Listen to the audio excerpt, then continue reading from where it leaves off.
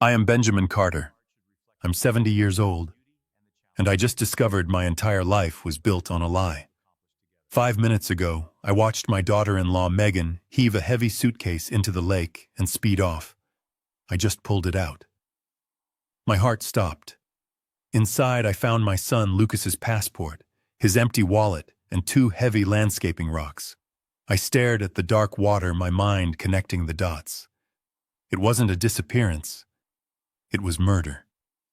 And she did it. Before I tell you what I did next, and how much worse the truth actually became, let me know where you are watching this from in the comments below. Hit that like button and subscribe if you have ever been betrayed by someone you were supposed to trust. The Willows did a poor job of hiding a man my size. My knees ached from crouching, the damp evening air settling deep into my bones. I'm 70, and I'm too old for this kind of spying. I shouldn't have been there. I was just taking my evening walk, the same route I've taken every day for the 5 years since my wife Sarah passed. But the sound of a car struggling on the gravel service road pulled my attention. It was Megan, my daughter-in-law. Her expensive BMW was parked dangerously close to the water's edge at Willow Creek Lake. The trunk was open.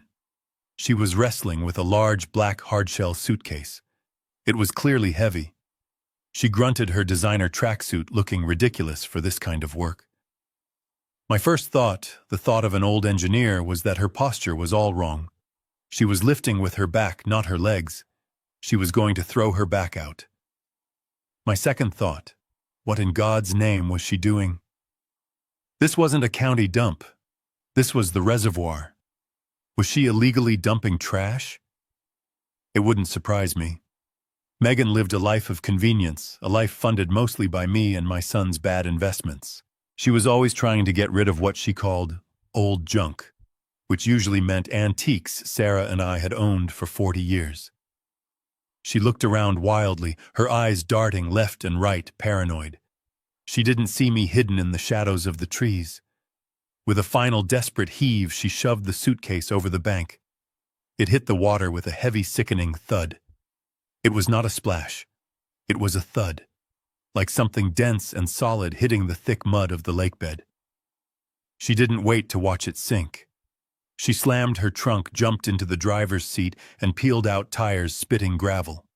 The red glow of her taillights disappeared down the dark road, leaving only silence and the smell of wet dirt. I stood there for a full minute. My heart was hammering against my ribs. This was wrong. This wasn't her dumping old clothes. That sound. I didn't even think. I half slid, half ran down the muddy bank.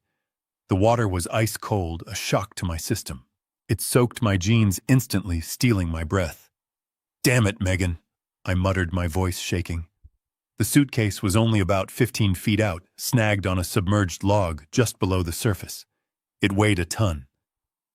I grabbed the handle and braced my feet in the sucking mud. I pulled, dragging it back to the shore.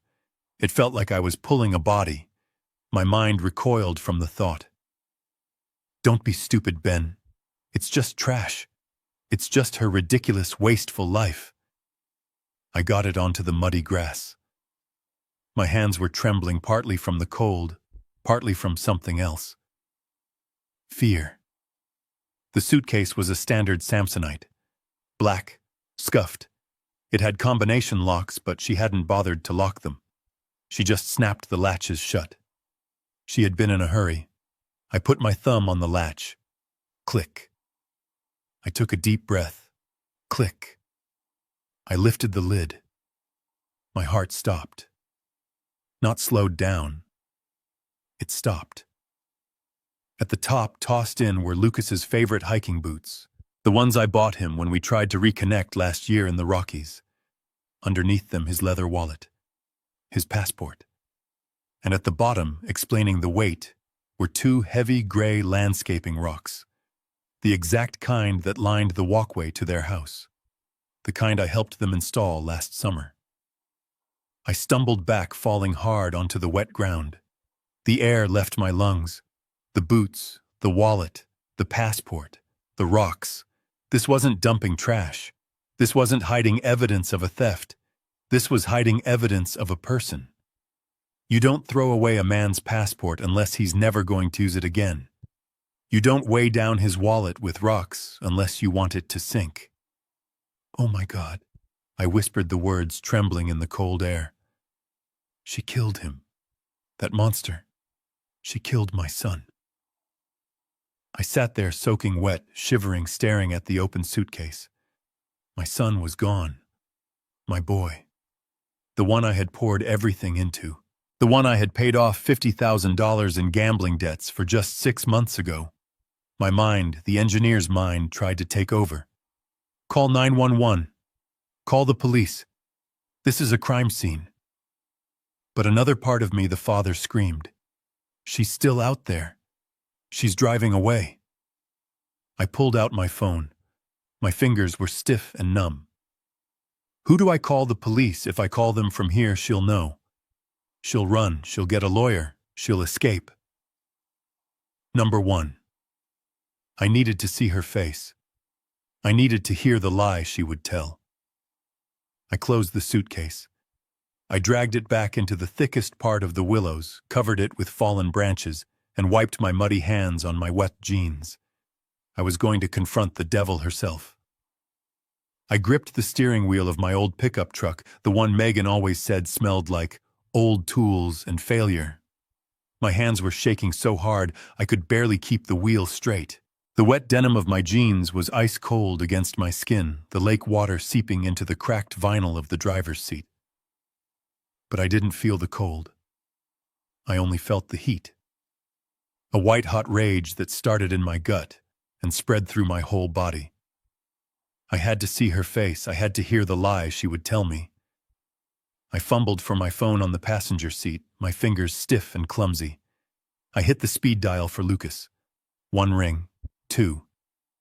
Hey, this is Lucas. You know what to do. Leave a message. Voicemail.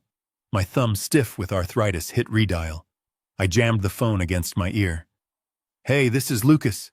You know what to do. I threw the phone onto the floorboards. Damn it, Lucas, pick up, I whispered to the empty cab. But I knew he wouldn't.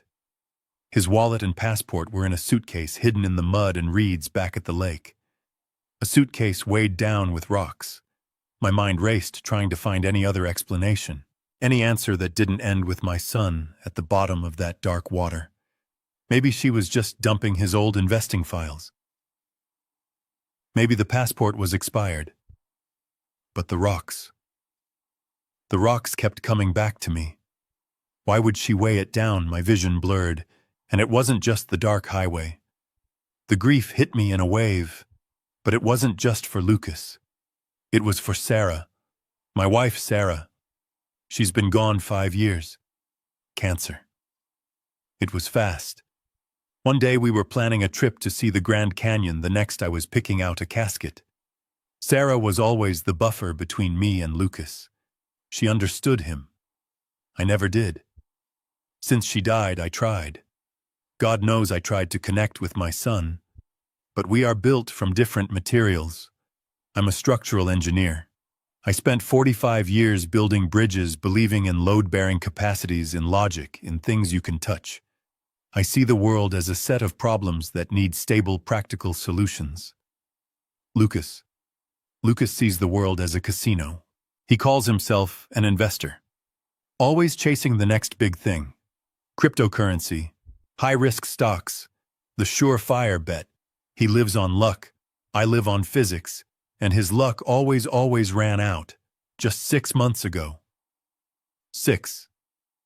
I got a call at 2 in the morning. It was Lucas. He was terrified. He owed $50,000 to some very bad people. A gambling debt. $50,000. I spent my entire life saving, building the nest egg Sarah and I were supposed to live on. And I signed it away in one afternoon, wiring my savings to a faceless account to stop some thug from breaking my son's legs. I drove to their house, that massive, gaudy 5-bedroom monstrosity in the suburbs that I had co-signed the loan for. I told him it was the last time. And Megan, my daughter-in-law, she stood there, arms crossed, watching me lecture him. She didn't even say thank you. She just looked at me with that cold, assessing stare she always has. She despises me. I know she does. She thinks I'm an old country timer, a relic. She hates this truck. She hates my old house. That was the real fight between us. She wanted me to sell the house, the one Sarah and I bought in 1978, the one we raised our children in, the one my wife died in. She wanted me to sell that sacred place cash out and move into the tiny guest room above their 3-car garage. It just makes financial sense, Ben, she'd said last month in that chirpy, soulless voice of hers. We could manage your assets better. We could all be one happy family. I refused. I told her I would die in that house. I'll never forget the look in her eyes. It wasn't disappointment. It was calculation. As if she was trying to figure out exactly how long that might take. And now this. The suitcase. The passport. The rocks. I turned onto their street. The cul-de-sac was dark, their house lit up like a beacon at the very end. She was home. Of course she was. She was probably making a cocktail, feeling relieved. My heart was a cold stone in my chest. What was I walking into if she was capable of that? What would she do to me? The man who just saw her commit an unspeakable act. The man who, if he'd just sold his house, would have given her millions. When I get to that door, what is she going to say? Does she know I saw her? Does she have a gun? I parked the truck 2 blocks away in the shadows and started to walk. Every step felt heavy. I wasn't just walking toward her house. I was walking toward the end of my life as I knew it. I still had the emergency key to their house. The brass key felt cold and sharp against my palm as I stood on their perfectly manicured walkway. Sarah, my late wife, had insisted we give them a key just in case of emergency. I guess this qualified. I didn't knock. I shoved the key into the lock, twisted it hard, and pushed the heavy oak door open. The house was silent, except for the bright, cheerful sound of a game show blaring from the living room. I followed the sound, my muddy boots squelching on their pristine white marble foyer. I was tracking lake water and dirt into her perfect house, and for the first time in my life, I didn't care. I found her. Megan. She was lounging on a giant white sectional sofa, her feet tucked under her, scrolling through her phone with one hand and holding a glass of white wine in the other. She looked up as my shadow fell across the room, her face twisting in annoyance. Ben, what on earth? You nearly gave me a heart attack. I thought you... Where is he? My voice didn't sound like my own. It was low, gravelly. The voice of a man who had just dragged a 70-pound suitcase out of a lake. She sat up, placing her wine glass on the coaster. Where is who, Ben? You're tracking mud all over the carpet. Are you okay? Lucas? I took a step closer, leaving another wet footprint. Where is Lucas? I called him. It went straight to voicemail. And I just saw you, Megan. I saw you at the lake. What did you throw in the water? The color drained from her face. I saw it. For 1 second, her eyes were wide with pure, cold panic. She knew she'd been caught. And then just as quickly, the mask went up. Her face crumpled. Her perfectly shaped lips quivered. She put her hand to her mouth, and her shoulders began to shake. It was a performance. But it was a damn good one.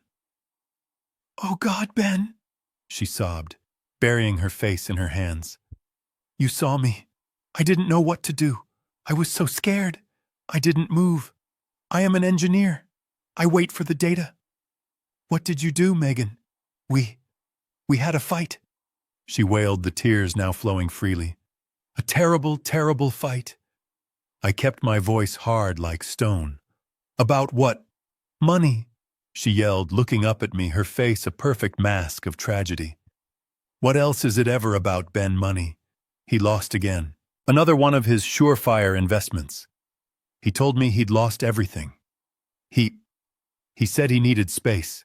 He said he was going away for a few weeks, maybe longer. He turned his phone off, Ben. He just left. She was good. She wove in the truth, the money, the fights to make the lie sound solid. But my mind flashed back to the passport, the wallet, the rocks. A man who needs space doesn't leave his passport behind. I had to test her. I had to see how deep the lie went. I softened my voice, shifting my own role from accuser to concerned father-in-law. Okay, honey, calm down.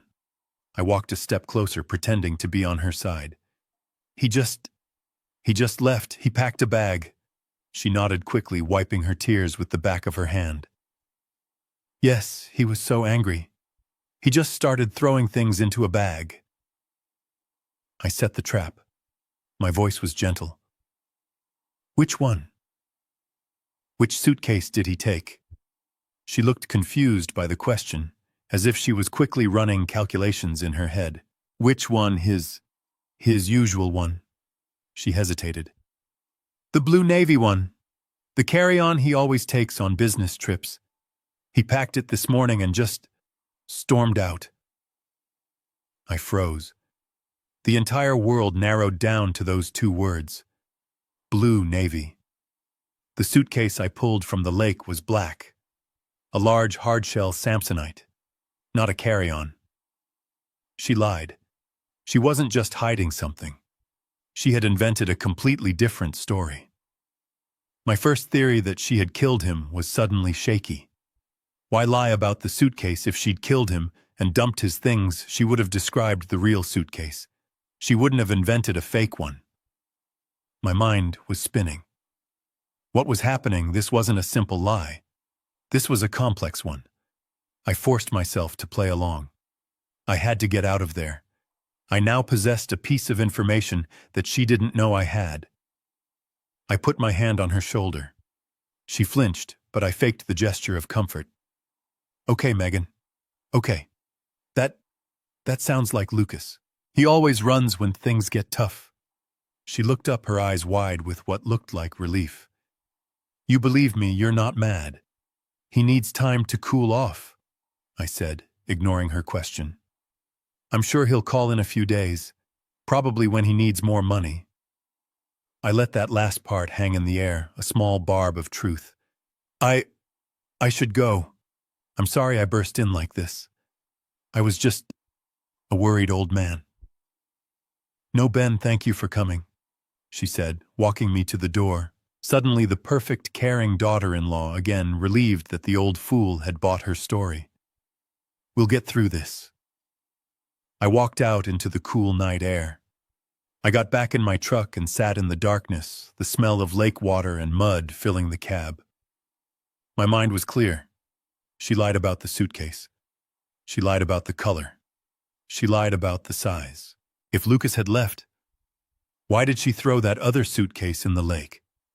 And if he didn't leave, why was she lying about him leaving? Why did she lie about that specific detail? I walked back to my truck, the mud from the lake drying and stiffening on my pants. I didn't look back at the house. I got in the cab of the old pickup, smelling of lake water and my own fear. I didn't start the engine right away. I just sat there in the darkness, 2 blocks down from their perfect house on their perfect street. Blue navy. She said it was a blue navy carry-on. The suitcase hidden under a tarp in the back of my truck, the one I had just dragged from the lake, was a 30-inch hardshell Samsonite, and it was black. She lied. My heart wasn't racing anymore. It settled into a low, heavy thud. It wasn't a mistake. It wasn't a slip of the tongue in a moment of panic. You don't misremember the color and size of the suitcase your husband packed when he stormed out just that morning. You don't mistake a small blue bag for a large black one. It was a deliberate, calculated lie. I started the engine. My hands were steady on the wheel now. The shock was gone. The grief was gone. All that was left was the cold, hard logic of an engineer. When a structure is compromised, you don't grieve. You find the flaw. And Megan's story was full of flaws. I drove home back to the small brick house Sarah and I bought in 1978. My sanctuary. The entire drive I analyzed the data. Flaw number 1. The suitcase color. she lied. Flaw number 2, the contents.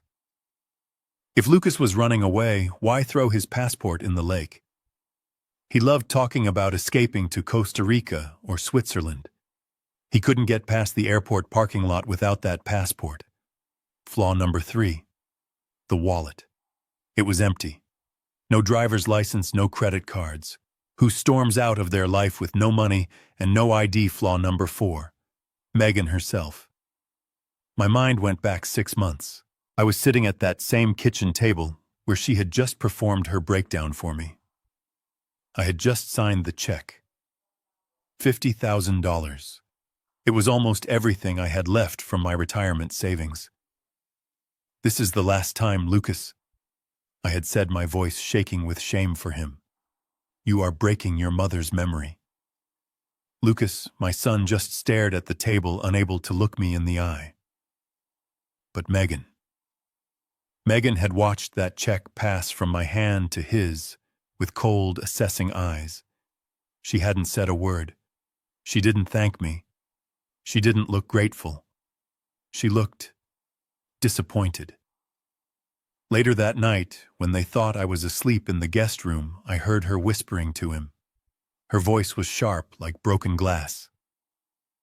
50. That's all you got out of him. He's sitting on that house, Lucas. It's worth millions. Why didn't you just ask for the full 70?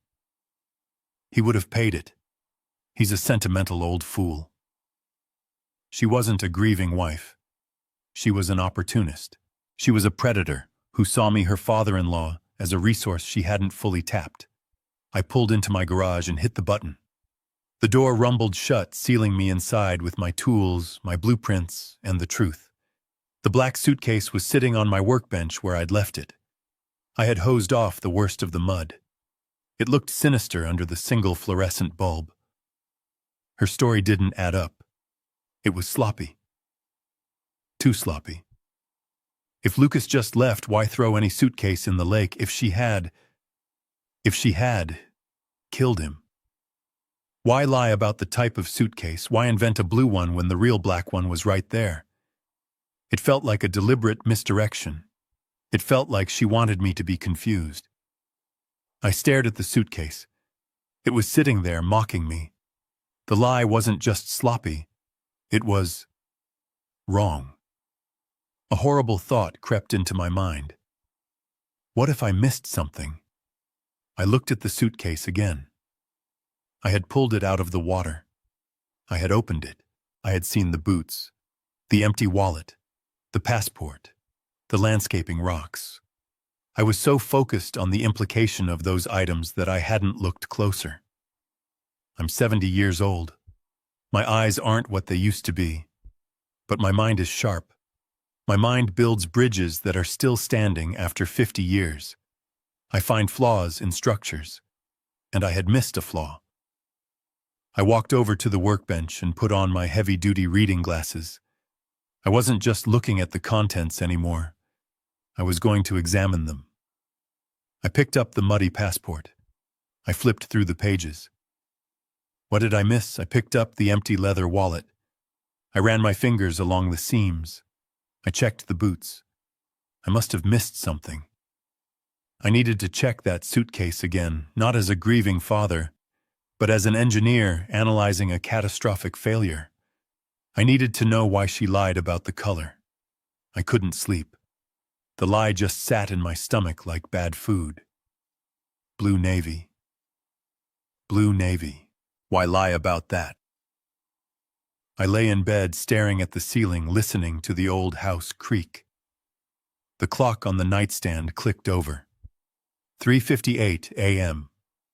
3:59. At 4 a.m. on the dot, I was out of bed. My joints popped in protest. I didn't turn on the lights. I pulled on the same muddy jeans from the night before. They were still damp and cold on the floor. I grabbed my heavy work boots. This felt insane. A 70-year-old man, a grandfather, sneaking out of his own house in the dead of night. I felt like a thief.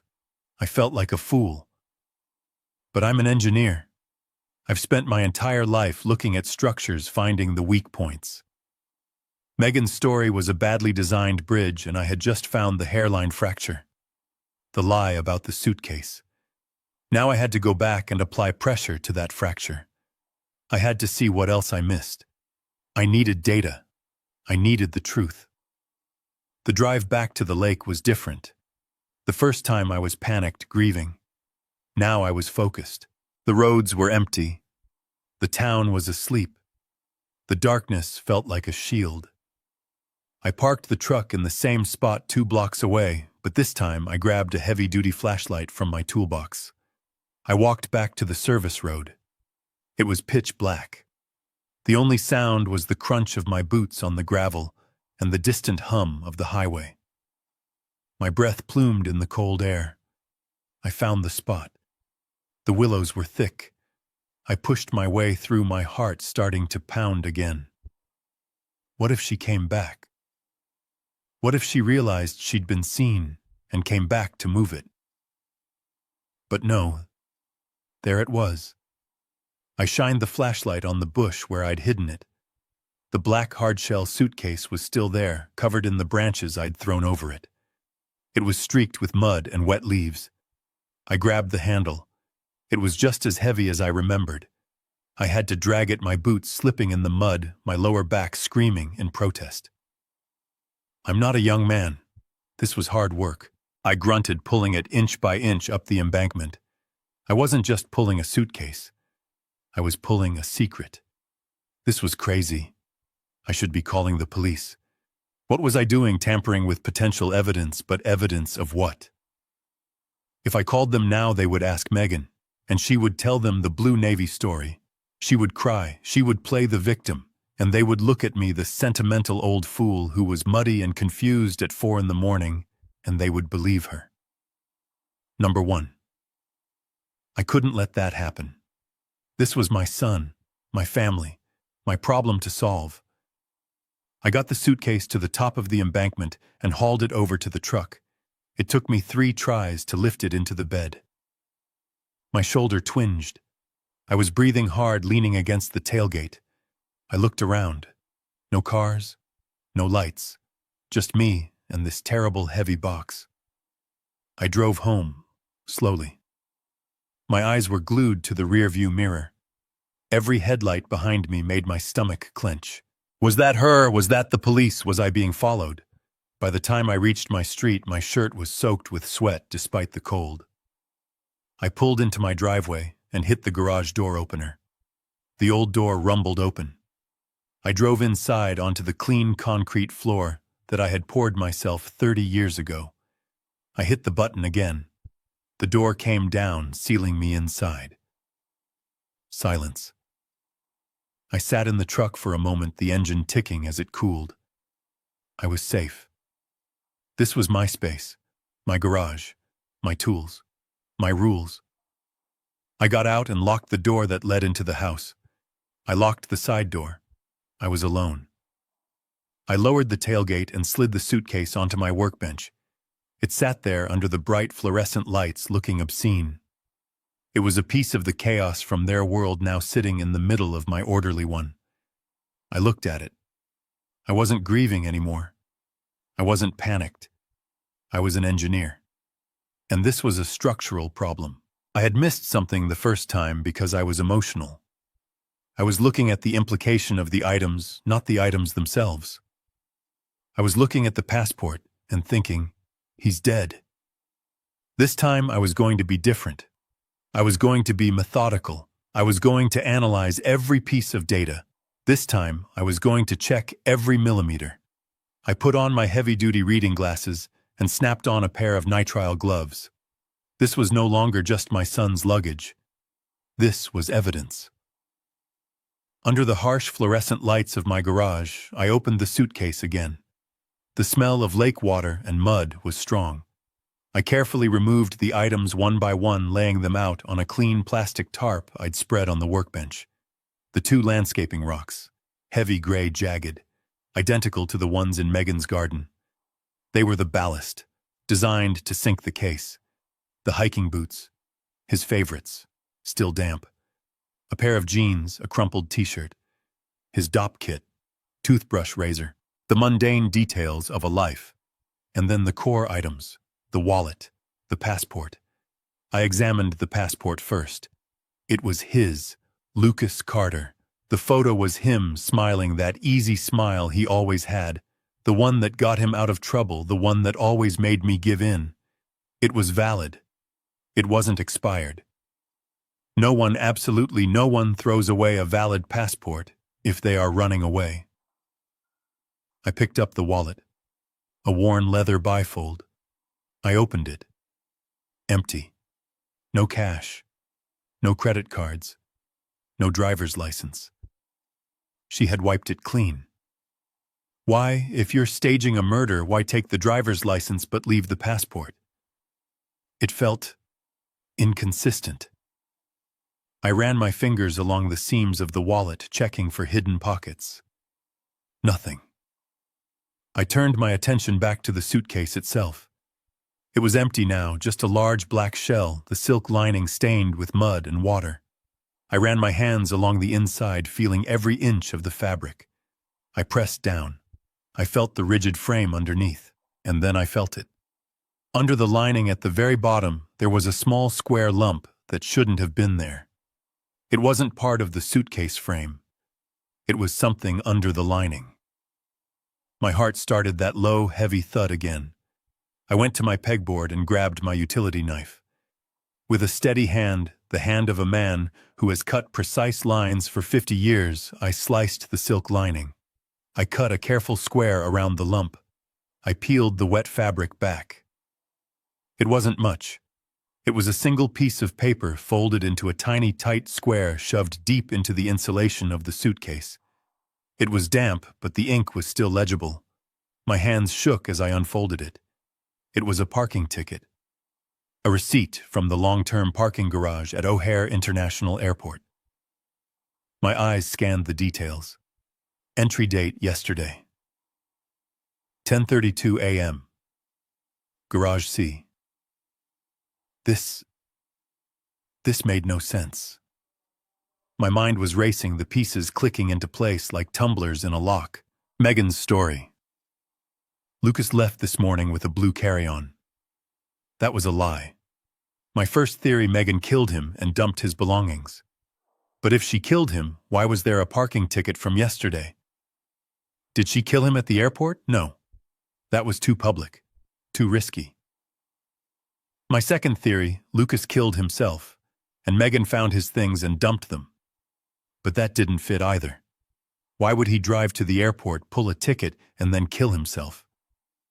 And why would Megan lie about the blue suitcase, the ticket? The ticket was the key. He entered the parking garage yesterday at 10:32 a.m. He parked his car. He took his suitcase, the black one. And then what? He met someone. He met Megan, and what about the empty wallet and missing driver's license? The car. The car had to still be there. If Lucas drove to the airport and parked his car and this suitcase ended up in the lake, then the car was still at O'Hare. A new wave of cold, different from the lake water, washed over me. This was worse than I thought. This wasn't a simple, panicked crime of passion. This was planned. The lie about the blue suitcase, the empty wallet, the passport, the rocks. It was all noise, it was all misdirection. Megan wanted me to think one of two things: that he ran away or that he was dead. But this ticket, this suggested a third option I couldn't yet see. I looked at the clock on the garage wall. 4:52 a.m. I ripped off the gloves. I grabbed my keys. I didn't bother to change out of my muddy jeans. I was going to O'Hare. It was a 3-hour drive. I didn't care. That parking ticket was a breadcrumb, and I was going to follow it all the way to the truth. Why would a man's parking ticket be at the bottom of a suitcase that was thrown in a lake I didn't bother changing? The mud on my jeans was dry and stiff, cracking as I climbed back into the driver's seat of the pickup. The sun was just beginning to stain the eastern sky a pale, sickly gray. It was 5 in the morning. I hadn't slept. I didn't feel tired. I just felt cold. I backed out of the garage and pointed the truck toward the highway. 3 hours. 3 hours to O'Hare. The highway was dark, mostly just long-haul truckers, at this hour, their headlights glaring in my rearview mirror. I kept the truck at a steady 70 miles per hour. My mind wasn't on the road. It was on Lucas. He always had those big dreams. He was obsessed with Switzerland. He had a picture of the Matterhorn taped to his computer monitor. "One day, Dad," he'd say, "I'm going to be sitting in a chalet looking at that mountain trading stocks from my laptop. No more 9 to 5. He wasn't lazy. He was just undisciplined. He wanted the reward without the structural work. He wanted the bridge without the blueprints. My wife, Sarah. God rest her soul, she always understood him better than I did. She was the one who balanced me out. I remember one night years ago, Lucas came home from college excited about some new online venture. I tore it apart. I showed him the flaws in the business model, the lack of capital, the unrealistic projections. I was just being an engineer. I was showing him the weak points. He deflated. He just slunk off to his room. Later that night, Sarah came to me in the den. She stood in the doorway, her arms crossed. "You're too hard on him, Ben," she said, her voice soft but firm. "I'm just trying to teach him to be realistic, Sarah. The world doesn't run on dreams." "No," she said, walking over to me. "But it doesn't run without them either. He's not an engineer, Ben. He's not you. And if you keep trying to make him you, you're going to break something. You're going to push him away." I gripped the steering wheel, the memory as fresh as if it happened yesterday. Maybe she was right, I whispered to the empty cab. Maybe I did break him. My mind flashed to 6 months ago. The last time I saw him clearly. He was sitting at his kitchen table, head in his hands, after I'd agreed to pay the $50,000. "I'm sorry, Dad," he'd mumbled. "I thought it was a sure thing. I can fix it." "You can't fix it, Lucas," I had yelled. I was so angry. Not just about the money, but about the stupidity of it, the waste. "This is the last time. Do you hear me, the last time?" He looked up at me. His eyes weren't just ashamed. They were desperate, cornered, like a fox with its leg in a trap. What if that was the moment? What if that was the push that sent him over the edge? What if I drove all the way to O'Hare just to find out my son was dead and that I was the one who pushed him? The thought was a physical pain worse than the cold from the lake. I pressed the accelerator. The old truck's engine whined in protest. I had to know. The sun was fully up when I saw the signs for O'Hare International, the sheer scale of the place.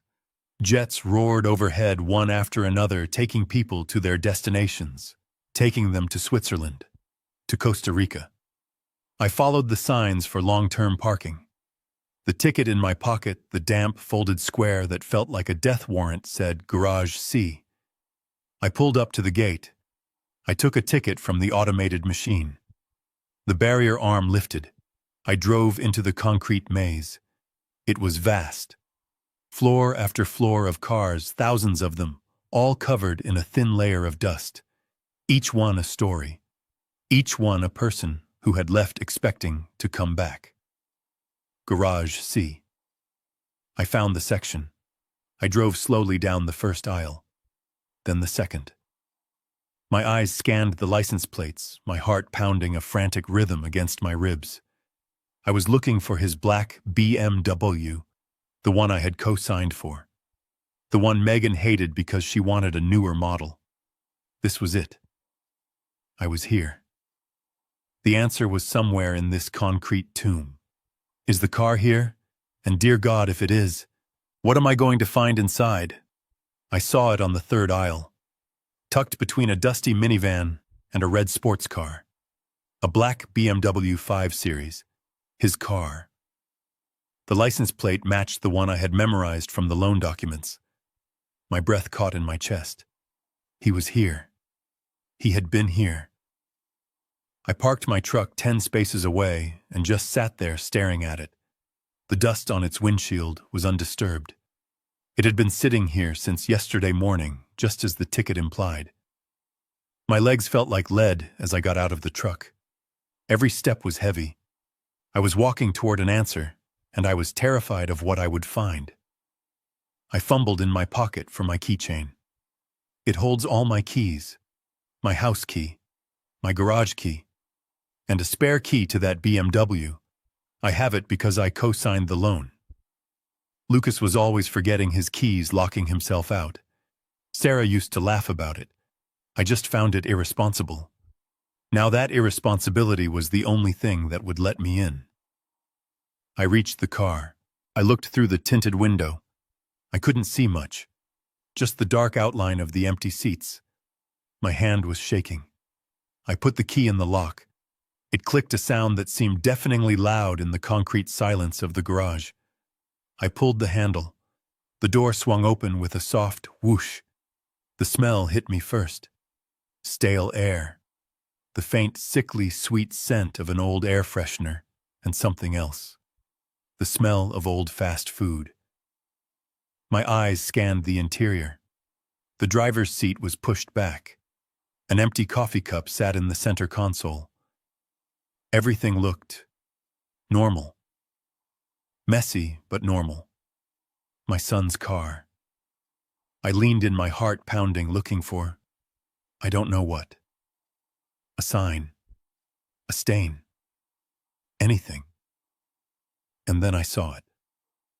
On the passenger seat, almost hidden in the shadow, was a pharmacy bottle, an amber-colored prescription bottle. I reached in. My fingers closed around the plastic. I brought it out into the dim light. The label was in his name. Lucas Carter. The prescription was for a powerful sleeping aid. I knew it. He'd had trouble sleeping for years. I shook the bottle. Empty. Not one pill. Not even the cotton. My blood ran cold. No, I whispered. No, Lucas. My eyes darted back to the seat. Under where the bottle had been, there was a piece of paper. A single sheet torn from a legal pad, folded in half. I picked it up. My fingers were so numb I could barely grasp it. I unfolded the paper. The handwriting was his. Messy, rushed, barely legible. But it was his. It wasn't long. Just 4 words. I can't do it anymore. And then underneath, one last line added as an afterthought. I'm sorry, Dad. I collapsed against the side of the car. My legs gave out. The note fluttered from my hand to the concrete floor. I understood. I finally understood. He drove here intending to fly away, to escape, to go to Switzerland or Costa Rica or one of his other fantasies. He pulled the ticket. He parked the car. And then he just couldn't. My words from 6 months ago echoed in my head.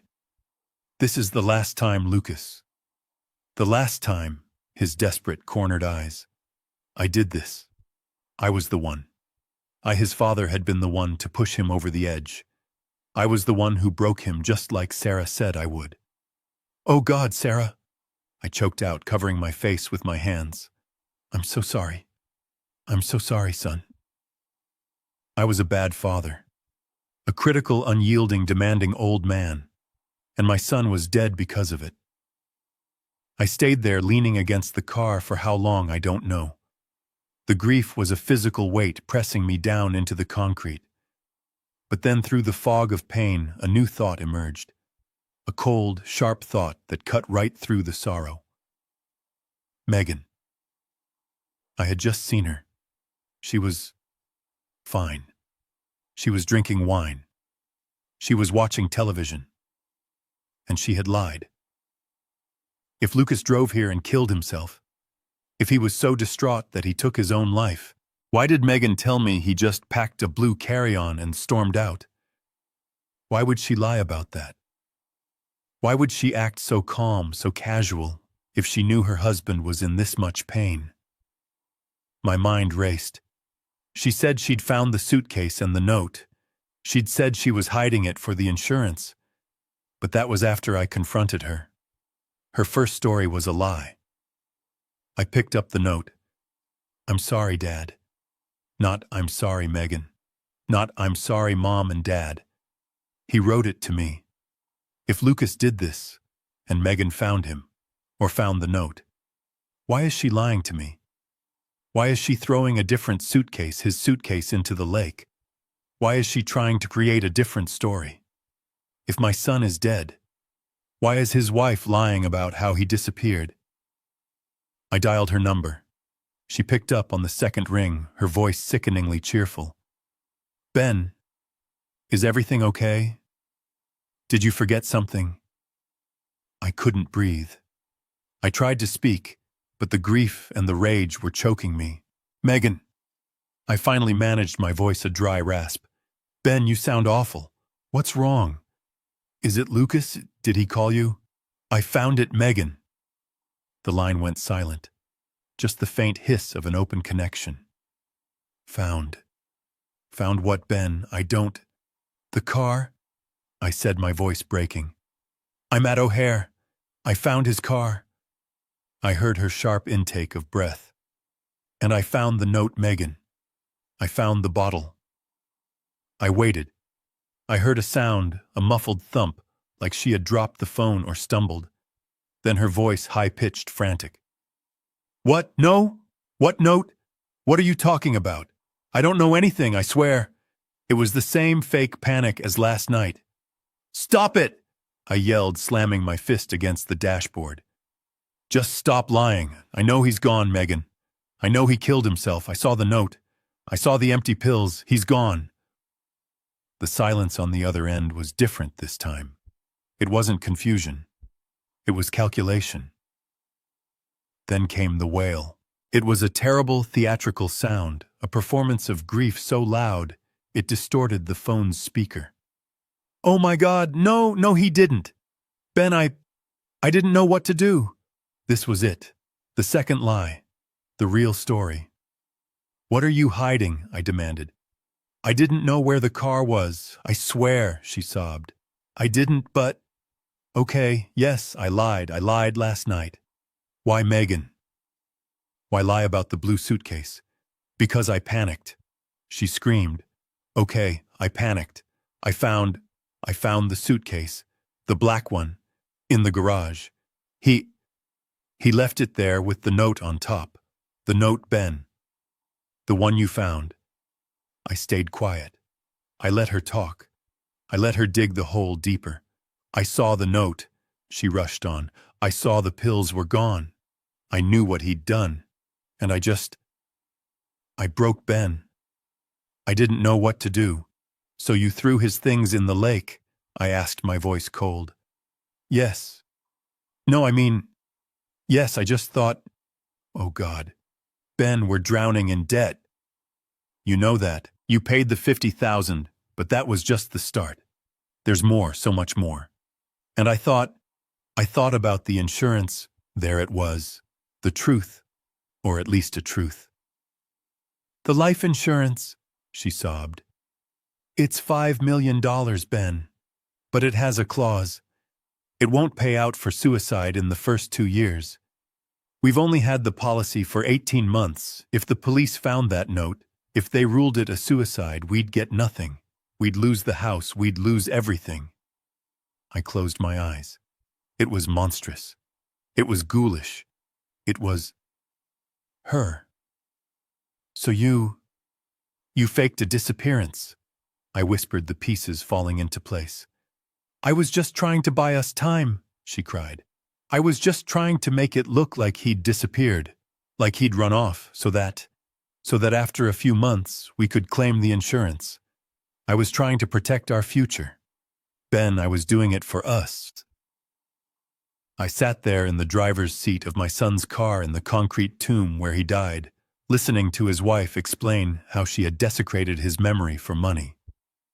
"The suitcase," I said, "the one I saw you throw, the black one. Yes, I just grabbed his things he'd left behind. I put rocks in it. I threw it in the lake. I was going to call the police in a few days and pretend to be a worried wife. I lied about the blue one because you scared me. I just said the first thing that came to my mind. It all made a terrible, awful kind of sense. It was ruthless. It was cold. It was calculating. It was exactly who Megan was. The woman who saw my $50,000 bailout as a down payment. I finally understood. My son was dead, driven to it by debt and despair, and his wife was just a vulture picking over the bones trying to profit from the tragedy. I took a deep, shuddering breath. Megan, I said, my voice heavy, you have made a terrible, terrible mess. But I understand. The money, I understand. You do. Her voice was suddenly full of relief. Oh, Ben, thank you. I knew you would. We can fix this right. We can. I have to go, Megan, I said. I'm still at the airport. I have to call the police. I'll tell them I found the car. I won't mention the note. We'll stick to your story. That he's just missing. Thank you, Ben, thank you. You're a good man. You're saving us. I hung up the phone. I sat in the silence. My hand was steady now. The grief was gone, replaced by something cold and hard. She was lying. She was still lying.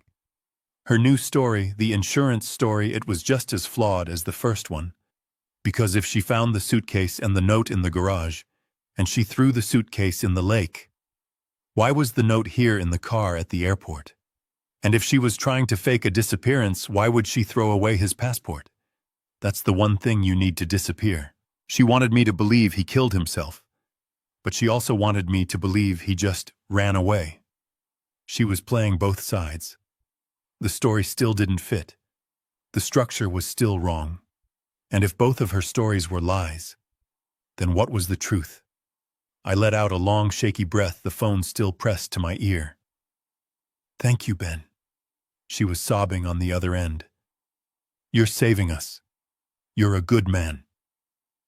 I said the words, but they felt like ash in my mouth. Okay, Megan. Okay. You did what you thought you had to do. I get it. I'll call the police. I'll just tell them I found the car. I won't mention the note. We'll solve this together. I hung up the phone. I sat in the dark, stale air of my son's car. The silence of the parking garage was absolute. I did not believe a single word she just said. My mind, the engineer's mind, was working now. The grief was a heavy weight, but my brain was moving, analyzing, processing the data. She was a pathological liar. She had told me two completely different stories in less than 12 hours, and both of them were structurally unsound. Both of them were full of holes. I am a man who builds bridges.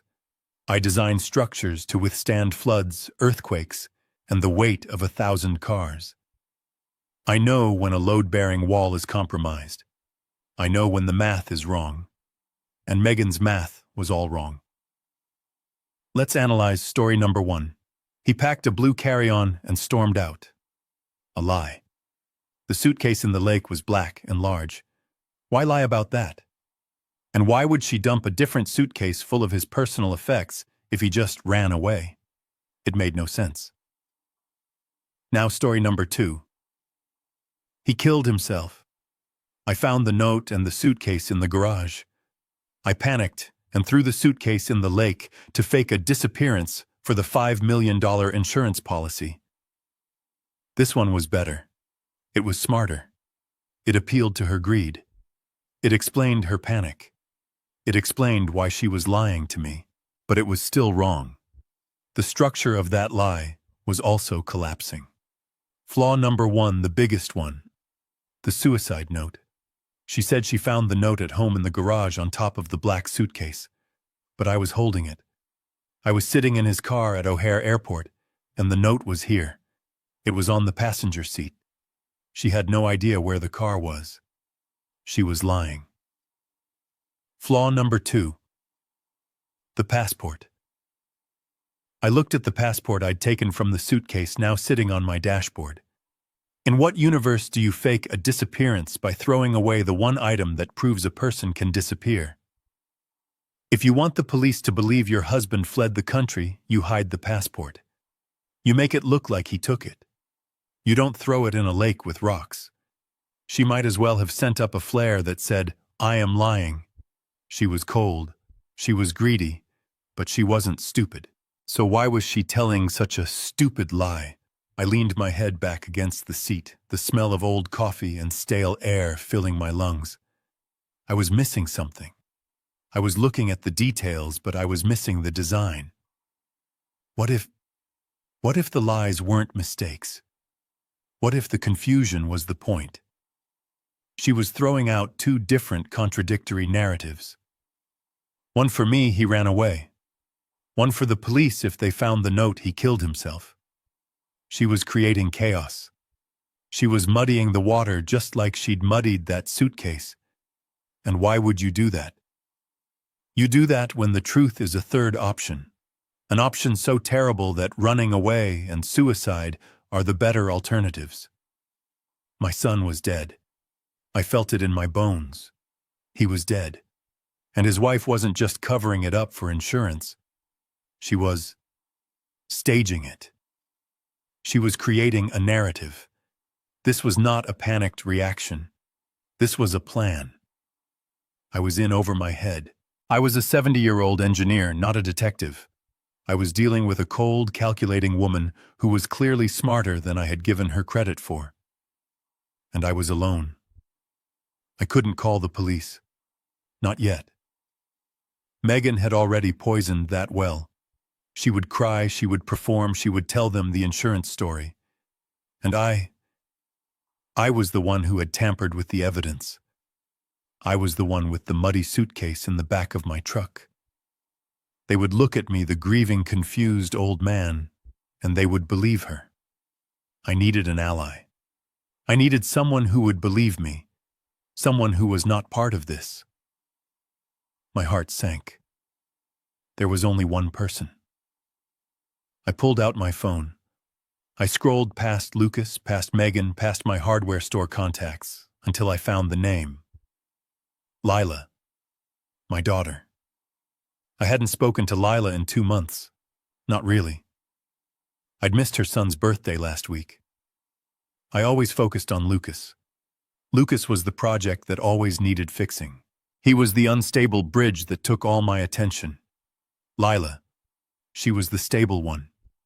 The nurse. The one with the good husband and the 2 great kids. The one who never asked for anything. And because she never asked, I never gave. I never gave her my time. I felt a wave of deep, profound shame. I was a bad father to Lucas, and I was an absent father to Lila. But now I had no one else. I had to make the call. I had to swallow my pride and admit that I was lost, that I was scared, and that I needed my daughter. My thumb hovered over her name. Lila. It was just 4 letters, but it felt like the heaviest object in the car. Calling her for help felt like a final admission of failure. I had failed Lucas by being too hard, and I had failed Lila by not being present at all. Lucas was the problem I was always trying to solve. The unstable variable, the squeaky wheel. He got all my energy, all my worry, all my money. Lila, she was the constant.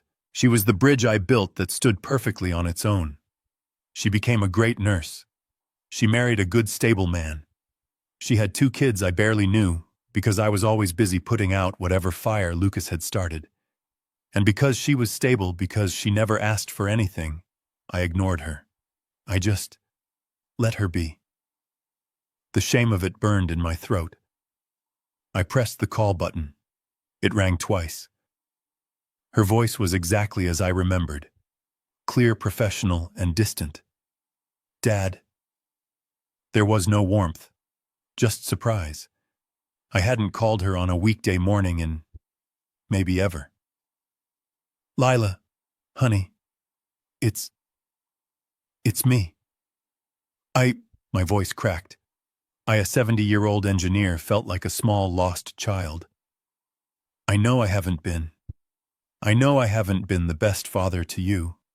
I've always been so focused on Lucas. I heard her sigh on the other end. It wasn't an angry sigh. It was a tired sigh. The sigh of someone who has heard this 1,000 times. I know, Dad. Her voice was flat. What's he done now? How much money do you need to send him? The words hit me harder than any physical blow. That's all I was to her. The family ATM. The Bank of Ben servicing the bad loan that was her brother. No. I choked out the word, thick with pain. No, honey. It's not money. Not this time. This time. It's worse. It's so much worse. Worse than 50,000 in gambling debts. What did he do, Dad? Kill someone. I flinched at the casual, bitter way she said it. Lila, I think he's the one who's dead. Silence. Complete total silence on the other end of the line. I could hear the faint sound of a hospital PA system in the background. She was at work. Dad, she said finally, her voice low and sharp. What are you talking about? Where are you? And it all came out. In a torrent. Like a dam breaking. I told her everything. I told her about walking by the lake. I told her about Megan and the heavy black suitcase. I told her about the contents, the passport, the empty wallet, the rocks. Wait. She interrupted, her voice all business. You found a suitcase in the lake. Did you call the police? No, let me finish, I pleaded. I went to her. I confronted her, and she lied to me, Lila. She told me he packed a blue carry-on and stormed out. It was a lie. A stupid, obvious lie. So you called the police then? No, I found something in the suitcase. A parking ticket. For O'Hare. From yesterday.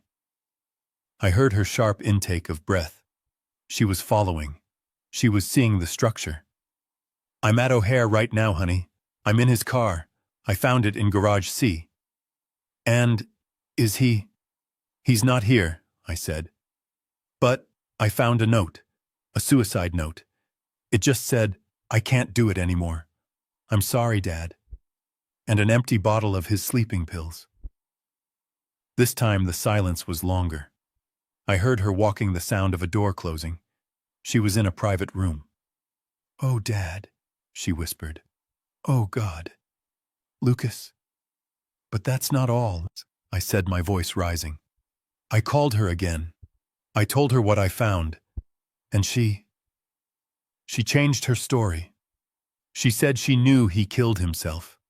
She said she found the note at the house with the suitcase, and she threw the suitcase in the lake to hide the suicide, to fake a disappearance, so she could get his $5 million life insurance policy.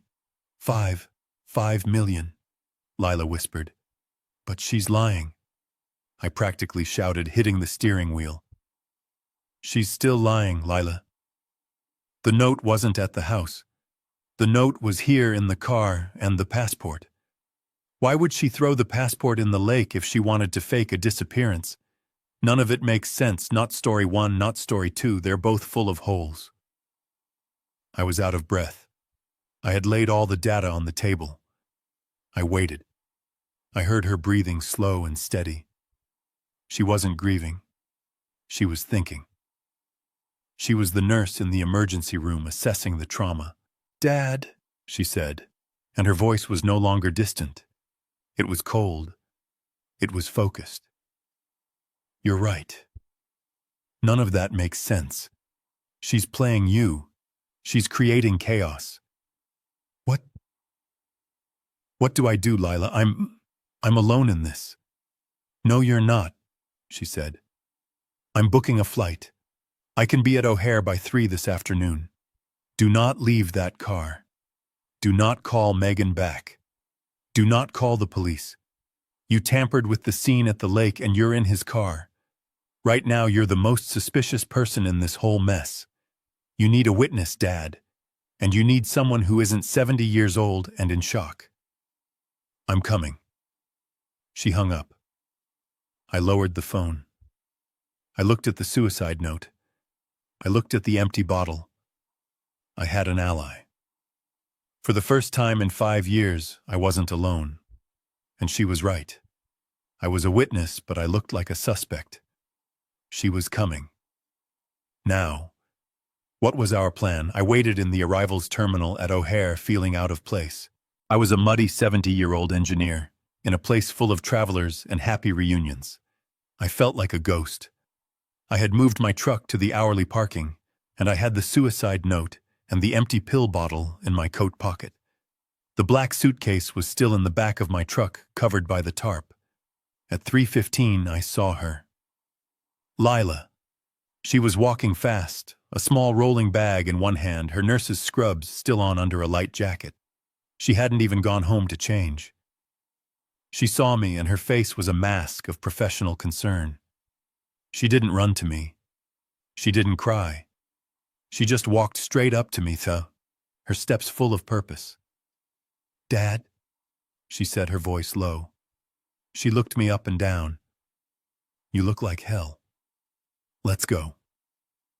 We didn't talk in the elevator. We didn't talk on the shuttle bus to the parking garage. It wasn't until we were both in the cab of my truck, the doors closed, that she finally spoke. "Show me," she said. I laid it all out on the seat between us. The damp parking ticket. The empty pill bottle. The suicide note. She read the note. "I'm sorry, Dad." She looked at it for a long time. "He never wrote notes to me." There was no sadness in her voice, just a flat statement of fact. It broke my heart more than any tear. "Lila, Don't," she said, cutting me off. "We're not here to grieve. We're here to solve a problem. You said her story has holes." I nodded. "The note was in the car. She said it was at the house. The passport was in the suitcase. She said she was faking a disappearance. It doesn't add up, Lila. She's lying about why she's lying." Lila stared out the windshield at the concrete wall of the garage. "Okay, she's a liar. But she's also greedy. The insurance policy. That's the part that feels real. $5 million. "So what do we do?" I asked. "We use it," she said. "We use her greed against her. She thinks you're on her side. She thinks you're a sentimental old fool who will help her commit fraud to save the family. We're going to let her keep thinking that." We drove back to my house in silence. When we got inside, Lila took charge. She was an ER nurse. She was used to trauma, to making life-or-death decisions in a split second. "All right," she said, standing in my living room, the one she grew up in. "Here is the plan. You are going to call her. You are going to be the grieving, panicked father-in-law. You are going to agree with her. You're going to say her plan, the insurance plan, is the only way." "What, Lila, I can't?" "Yes, you can, Dad," she said, her voice firm. "You've been playing a part for her for years, the part of the ATM. Now you play a different one. You're her accomplice. You're going to tell her you've been thinking, and you agree. It's what Lucas would have wanted. You'll say anything to make her believe you are in on the fraud." I saw where this was going. "But why?" "Because," Lila said, "accomplices need to get their story straight. You're going to tell her you can't just not report him missing. The police will eventually find the car. You're going to insist that you and she go to the police station together, tomorrow morning, to file a missing person report, together, so your stories match." It was brilliant. "She'll be hesitant," I said, thinking it through. "This complicates her plan." "She won't refuse," Lila said. "Because right now you are her biggest liability. You're the one who found the car. You're the one who found the note. She can't trust what you'll do. But if you offer to go with her to lie for her, You're not a liability anymore. You're her partner in crime. She'll have to agree to keep you close. My hand trembled as I picked up the phone. I looked at my daughter. She had the same determined, logical eyes as Sarah. I dialed. Ben. Megan's voice was wary, nervous. Megan, I said, letting the exhaustion and real grief into my voice. I've been just sitting here, thinking about what you said. The insurance. Ben, I was just... No, I interrupted. You were right. You were right. $5 million. Lucas. He would want us to be secure. He would want that. I'm in. I'll help you. We'll do it your way. I heard her let out a long, slow breath on the other end. A breath of pure relief. Oh, Ben. Thank you. I knew you'd understand. I knew it. But Megan, I said, we have a problem. I'm here, at O'Hare. I found the car. I can't just not report it. The parking garage will report it eventually. The police will find it. We need to get ahead of this. What? What do you mean? She asked, her voice sharp again. I mean, we need to go to them, together. We'll go to the police tomorrow.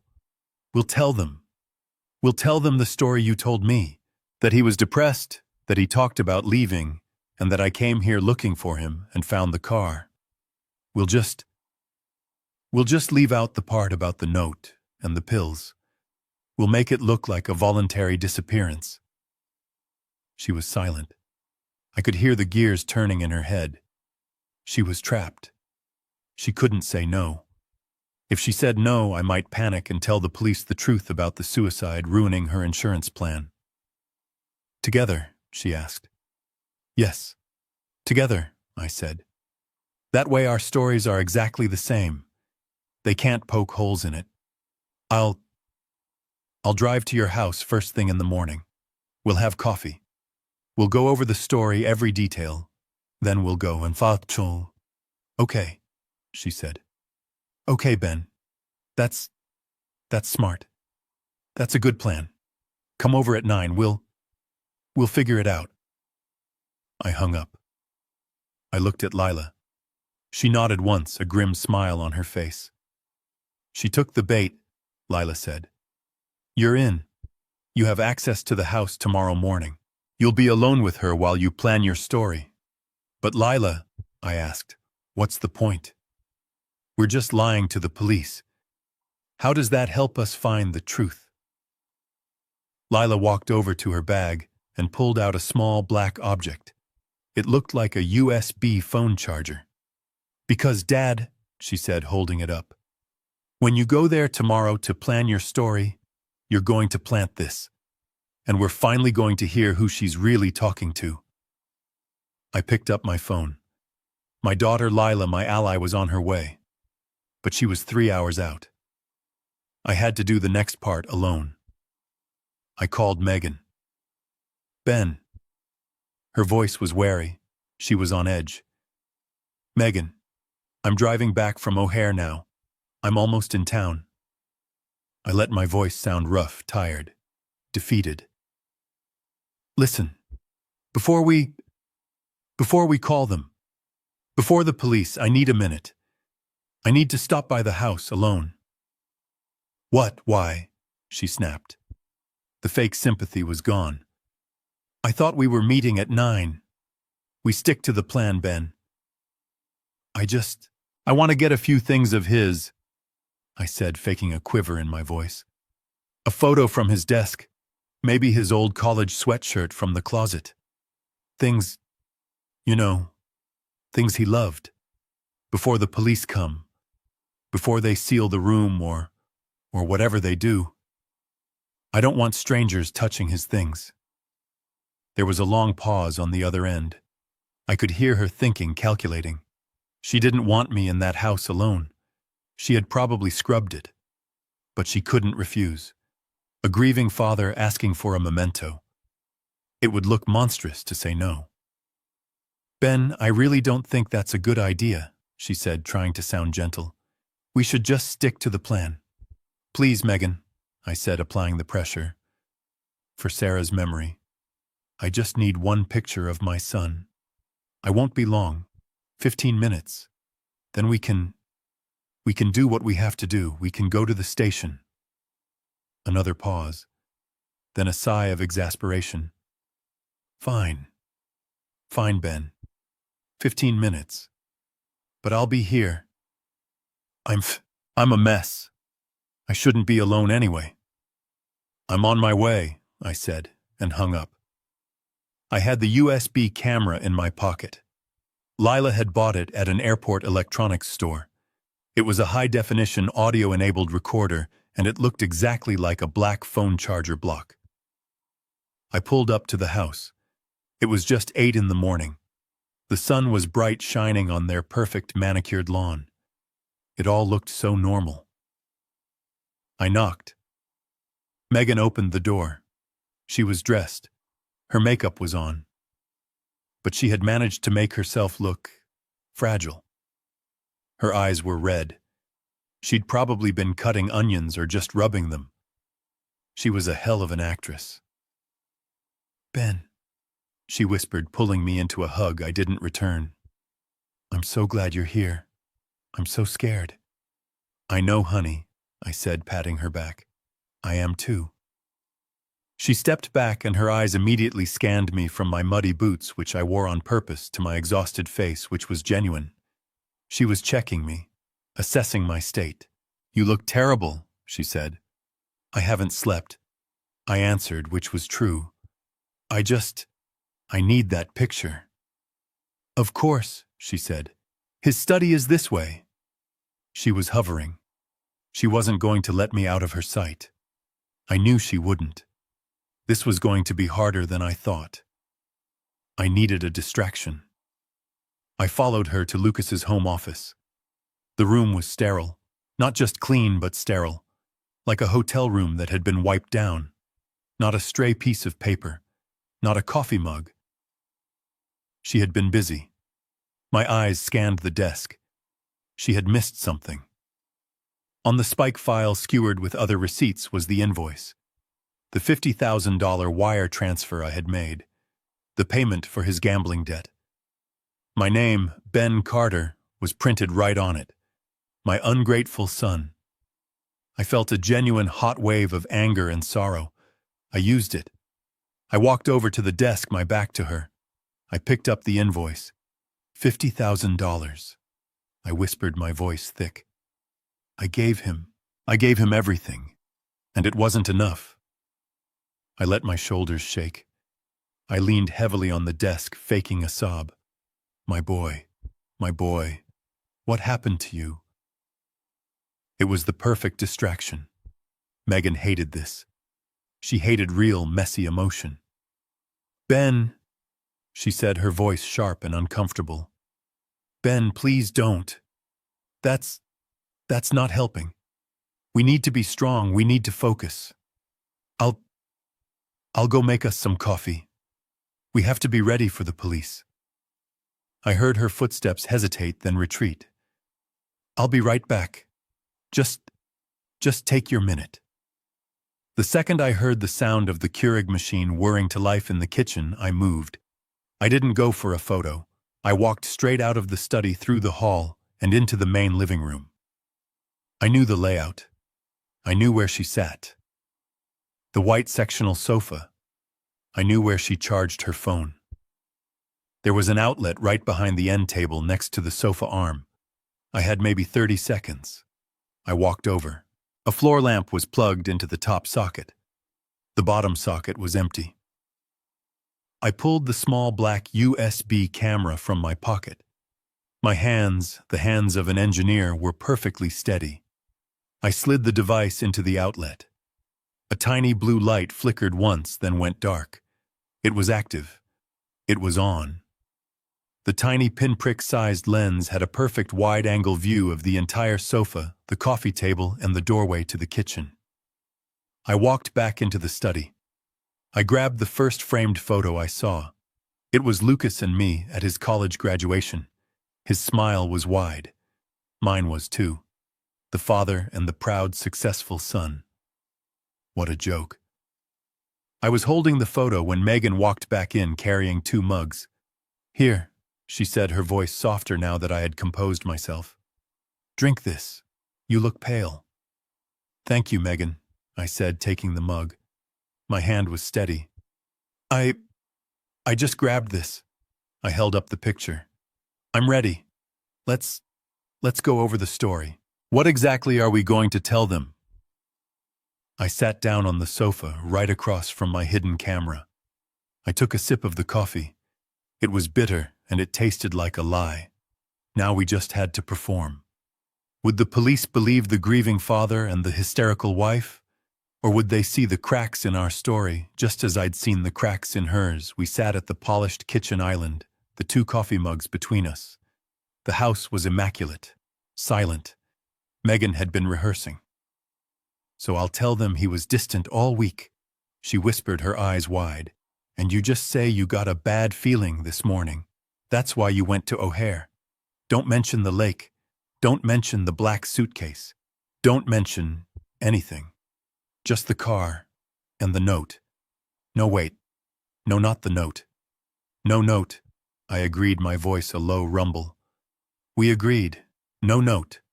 That's our leverage for the insurance. We just say he vanished. He was depressed about money. He took off." Right. She was wringing her hands. "Just a worried father and a terrified wife." I looked at her. She was a phenomenal actress. She had managed to work herself into a state of believable agitation. Her hands were shaking. Her eyes were red. A casual observer would see a wife on the verge of a breakdown. I saw a murderer, or at least a co-conspirator, worried her performance wasn't good enough. A car door slammed outside. Megan jumped, letting out a little yelp. "They're here." I walked to the window. A marked police cruiser was parked in her driveway right behind my truck. 2 officers were getting out. One was older with a tired face. The other was young, alert, his hand resting near his belt. "Okay," I said, turning to her. "Let me do most of the talking. I'm the grieving father. You're just in shock. Can you do that? Just cry, you're good at that." She shot me a look of pure venom, a quick flash of the real Megan before her face crumpled back into the mask of sorrow. I opened the front door before they could knock. "Officers, thank God you're here." "Mr. Carter Ben Carter?" the older one, Officer Davies, asked. Yes. This is my daughter-in-law, Megan. It's my son. Lucas. He's missing." We sat in the living room, the same room where I had planted the camera. It was humming silently in the wall socket, recording everything. The officers sat on the sofa. Megan and I took the armchairs, a tactical decision on my part. I wanted to watch her. "So," Officer Davies said, opening his notepad, "tell us what happened. From the beginning." Megan started to cry right on cue, a soft, broken whimper. I can't. Ben, please, you tell them." I leaned forward, clasping my hands together, the picture of a strong father, trying to hold it together.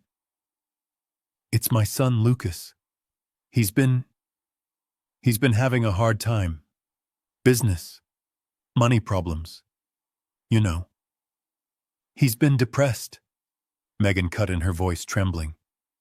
He wasn't sleeping. He kept talking about just leaving, getting away from it all." "When was the last time you saw him?" the young officer Riley asked. "Last night," Megan lied, her voice catching. He stormed out after a fight. He said he just needed space. He packed a bag, a small blue one." I kept my face a mask of stone. She was sticking to her first lie. The blue suitcase. She was good. She was consistent. "And you, sir?" Davies asked, turning to me. I I had a bad feeling, I said, letting my voice crack. I've been worried about him. That $50,000 debt I paid, it was serious. I didn't sleep well. This morning I just felt something was wrong. I thought maybe he'd do something foolish. He always talked about flying away. So I drove to O'Hare. Just a hunch. And what did you find? His car, I said. His BMW. It was in the long-term parking. Garage C, I have a spare key. I opened it. And he was gone.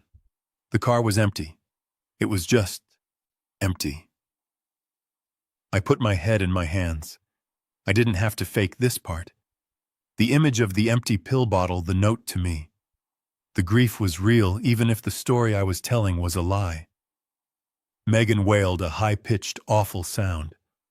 Oh my God! He's really gone! What if he hurt himself? The officers exchanged a look. This was familiar territory for them. Officer Davies sighed. Ma'am, Mr. Carter, right now there's no evidence of foul play, or even of anything else. We have a grown man who had a fight with his wife, packed a bag, and drove his car to the airport. To us, this sounds like a voluntary missing person. He's an adult. He's allowed to leave. But what about his depression? I pushed. His debts? We'll file the report, of course, Riley said, his voice clipped and professional. We'll put his name out. We'll check flight manifests, though, without a passport number that's hard. But frankly, 9 times out of 10 they show up in a week, usually in Vegas or Florida after they've run out of money. Megan looked up, her eyes wide with fake innocence. But what do we do? For now you wait, Davies said, closing his notepad. We'll check the car for prints, tow it in. But unless he used a credit card or his passport, he's just gone. We'll be in touch. They stood up. They gave us their cards. They were polite, they were professional, and they didn't suspect a thing. They had bought her performance and mine completely. I walked them to the door. I watched the cruiser pull away. I closed the door and turned around.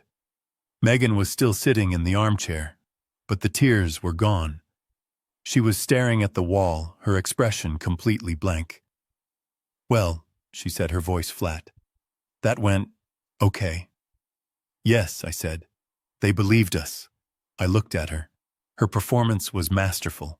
If I hadn't seen that black suitcase with my own eyes, if I hadn't found that parking ticket, if I hadn't seen the note in the car, I would have believed her. I would have believed my son was just another sad statistic, a man who buckled under pressure and ran away.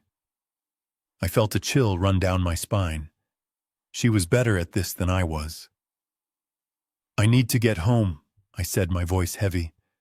I need to process this, and I need to call Lila. Right, she said, standing up suddenly, all business. Right, Lila. We need to tell Lila. I'll handle it, I said. You just rest. I walked out of the house. I got in my truck. I drove down the street, my hands steady. The police were gone. She thought she was safe. She thought she had a partner in crime. She thought the sentimental old fool had bought her story and was now complicit in her fraud. Now I thought driving around the corner and parking in the shadows. Now, let's see what she does when she thinks no one is watching. I put the truck in drive and pulled away from the curb. I didn't go home. I didn't go far. I drove 2 blocks down, turned the corner, and parked the truck under the heavy shade of an old oak tree where I had a clear view of the street, but was hidden in the morning shadows. I put the truck in park. A moment later, the passenger door of my pickup opened, and my daughter Lila slid in. She'd been waiting in her rental car on the next street over, just like we planned. She didn't say a word. She didn't ask, "How did it go?" She just looked at me, her eyes clear and focused. She was a nurse used to crises, and she was in full ER mode. They bought it, I said. My voice was low, rough. The whole story. Grieving wife, worried father. They think he's just another guy who ran off. Lila nodded grimly. She pulled out her own phone ready to record. Did you plant it? I took my phone from my shirt pocket. My hand was steady. I opened the app, the one she'd installed for me. I tapped the icon, living room cam. The screen flickered for a second, connecting, and then the image resolved. There it was, her living room. The giant, sterile white sofa. The glass coffee table. The camera was in the perfect spot. That USB charger in the wall had a perfect wide-angle view of the entire room. And there she was. Megan. The moment that police cruiser had pulled away from her curb, the mask had dropped. Lila and I watched silent, horrified. The woman who had been sobbing into her hands, so overcome with grief, she could barely speak. She was gone. In her place was a woman I'd never seen before, but one I was starting to recognize. She was standing in the middle of her living room, her back to the camera, just staring at the front door where the officers had left. She's not even crying, Lila whispered, her eyes glued to my phone screen. She's thinking, I said. She's calculating. We watched as Megan stood perfectly still for almost a full minute. Then she moved. Her movements weren't slow or sad. They were sharp, efficient, angry. She marched over to the wet bar in the corner of the room. She grabbed a wine glass, a huge one big enough to hold a fish. She yanked open the small wine fridge, pulled out a bottle of white wine, and poured a glass that was nearly full to the brim. This was not a grieving wife. This was not even the greedy wife I thought I understood. This was a woman who had just finished a high-stakes performance and was furious it had been so difficult. She's celebrating, I murmured. No, Lila said, her voice tight. She's not celebrating. Look at her face. Megan turned and the camera caught her expression. She wasn't happy. She was seething. She took a long, deep drink of the wine, draining half the glass in one go. Then she began to pace, back and forth, from the sofa to the floor-to-ceiling windows, back and forth. She was a caged panther. I've never liked her, Lila said quietly, her eyes never leaving the screen. You always thought I was just jealous. Jealous because you paid so much attention to Lucas, to his potential. But I'm a nurse, Dad. I work in the ER. I see liars every single day. People who accidentally hurt their children. Spouses who found their partner at the bottom of the stairs. They all have the same look in their eyes. What look? I asked. Empty, Lila said. Just like that. She's not grieving. She's not even relieved. She's annoyed. This whole thing, your son vanishing, it's just an inconvenience to her. I thought back to her performance for the police, the flawless tears, the trembling voice. If I hadn't seen that black suitcase with my own eyes, if I hadn't found that parking ticket, I would have believed her. I would have spent the rest of my life believing my son was just a coward who ran away. The thought made me sick. On the screen, Megan stopped pacing. She finished the rest of her wine in one swallow and slammed the glass down on the coffee table. She looked at her watch, and then she pulled out her cell phone. She didn't call 911. She didn't call her mother to cry. She didn't call a friend for support. She tapped a contact on her screen and put the phone to her ear. She's calling someone, I whispered. Is the audio on? Lila asked, already holding up her own phone, hitting the record video button to capture the feed from my screen. It's active, I said. We leaned in our heads, almost touching, straining to hear the tiny speaker on my phone. The camera was picking up her side of the conversation. Her voice was no longer the soft, trembling whisper of a victim. It was low, sharp, and furious. It's a mess, she snapped into the phone. The old man is back. He found the car. Lila and I stared at each other. My blood ran cold. Who in God's name was she talking to? Lila's hand was shaking as she held her phone, but she kept the camera steady, recording the feed from my screen. The audio from the USB charger was tinny, distorted, but clear enough. Megan was pacing her living room, her face a mask of cold fury. She wasn't the grieving widow. She wasn't the panicked wife. She was a general whose battle plan had just been disrupted. "I don't care what you think," she hissed into her phone. "You do nothing. You stay exactly where you are. Do you understand me?" She stopped pacing and ran her free hand through her hair, a gesture of pure frustration. "Because he is here, the old man. He's back. He found the car at O'Hare." Lila and I stared at each other in the dim cab of my truck. My heart was a cold, heavy stone in my chest. Who was she talking to? A partner, someone she hired. "No," Megan snapped, cutting off the person on the other end. He thinks you killed yourself. He found the note I left in the car. He found the pill bottle." She listened again, her body rigid. "I don't care if you're nervous," she yelled, her voice a low, dangerous growl. "You are not coming back. He's a sentimental old fool. I handled him. You stay exactly where you are. He thinks you killed yourself. Who was she talking to that was supposed to be dead?" And then for the first time, the microphone on the charger picked up the faint, distorted sound from the earpiece of her phone. It was weak, and it was tinny, but it was there. "Are you sure?" the voice said. "Are you sure he bought it? He doesn't suspect anything." I stopped breathing. My blood turned to ice. My heart, which had been pounding just a second ago, stopped completely. Lila's head snapped towards my phone. Her hand flew to her mouth, her eyes wide with a disbelieving horror that mirrored my own. I knew that voice. I had heard that voice every single day for 45 years. I had heard it whisper, "Good night, Dad," when he was a boy. I had heard it laugh at my jokes. I had heard it just 6 months ago, pleading with me for $50,000.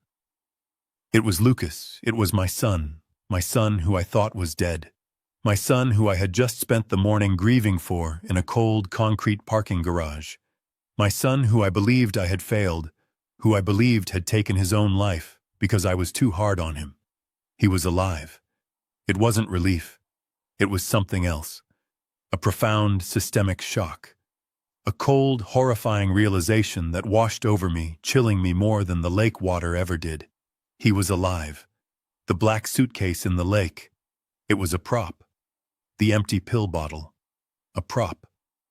The suicide note. "I'm sorry, Dad." All of it. It was a lie. A sick, elaborate, theatrical lie. "He's alive," I whispered, the words catching in my dry throat. I grabbed Lila's arm, my fingers digging into her scrubs. "Lila, he's alive." "Shh," she hissed, her eyes darting between me and the phone, her hand still recording. "Dad, listen. She's still talking." I forced myself to focus, to listen past the ringing in my ears. Megan was speaking again, her voice calming down, shifting from raw anger to cold strategy. "No," she said, "he doesn't suspect a thing. I told him the insurance story. I told him we'd lose the $5 million if the cops ruled it a suicide. He ate it up. He actually offered to help me lie to the police. He thinks he's my partner now." She laughed. A short, ugly, barking laugh that held no humor. "The sentimental old fool. He'll do anything I say." I felt the blood drain from my face. I felt physically sick. They weren't just lying to me. They were using me. They were turning me, a 70-year-old man, into an accomplice in their own sick game. My son, Lucas. He was alive, and he was letting this happen. He was on the other end of that phone listening as his wife called his father a sentimental old fool. He was letting her, making her, lie to me, manipulate me. He was letting me believe he was dead. The betrayal was so total, so complete, I couldn't even process it. It was a structural impossibility, a bridge collapsing in on itself. It was all there. The pieces were finally locking into place. The insurance. The $5 million. This wasn't a murder. This wasn't a cover-up of a suicide. This was a plan.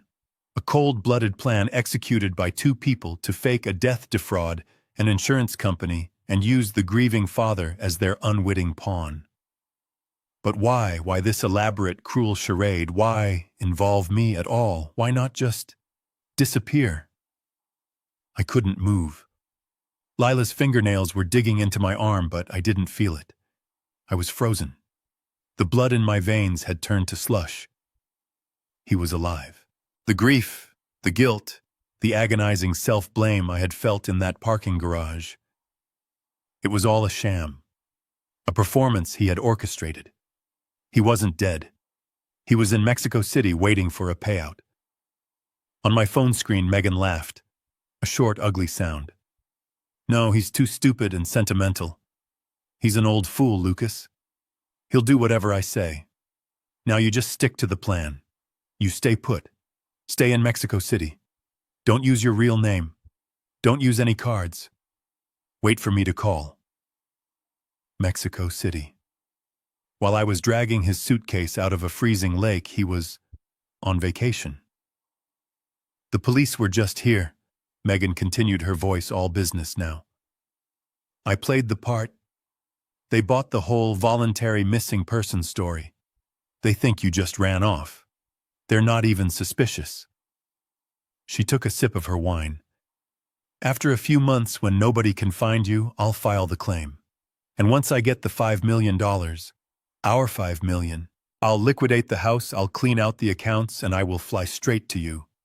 We start over. New life. No debts. No family.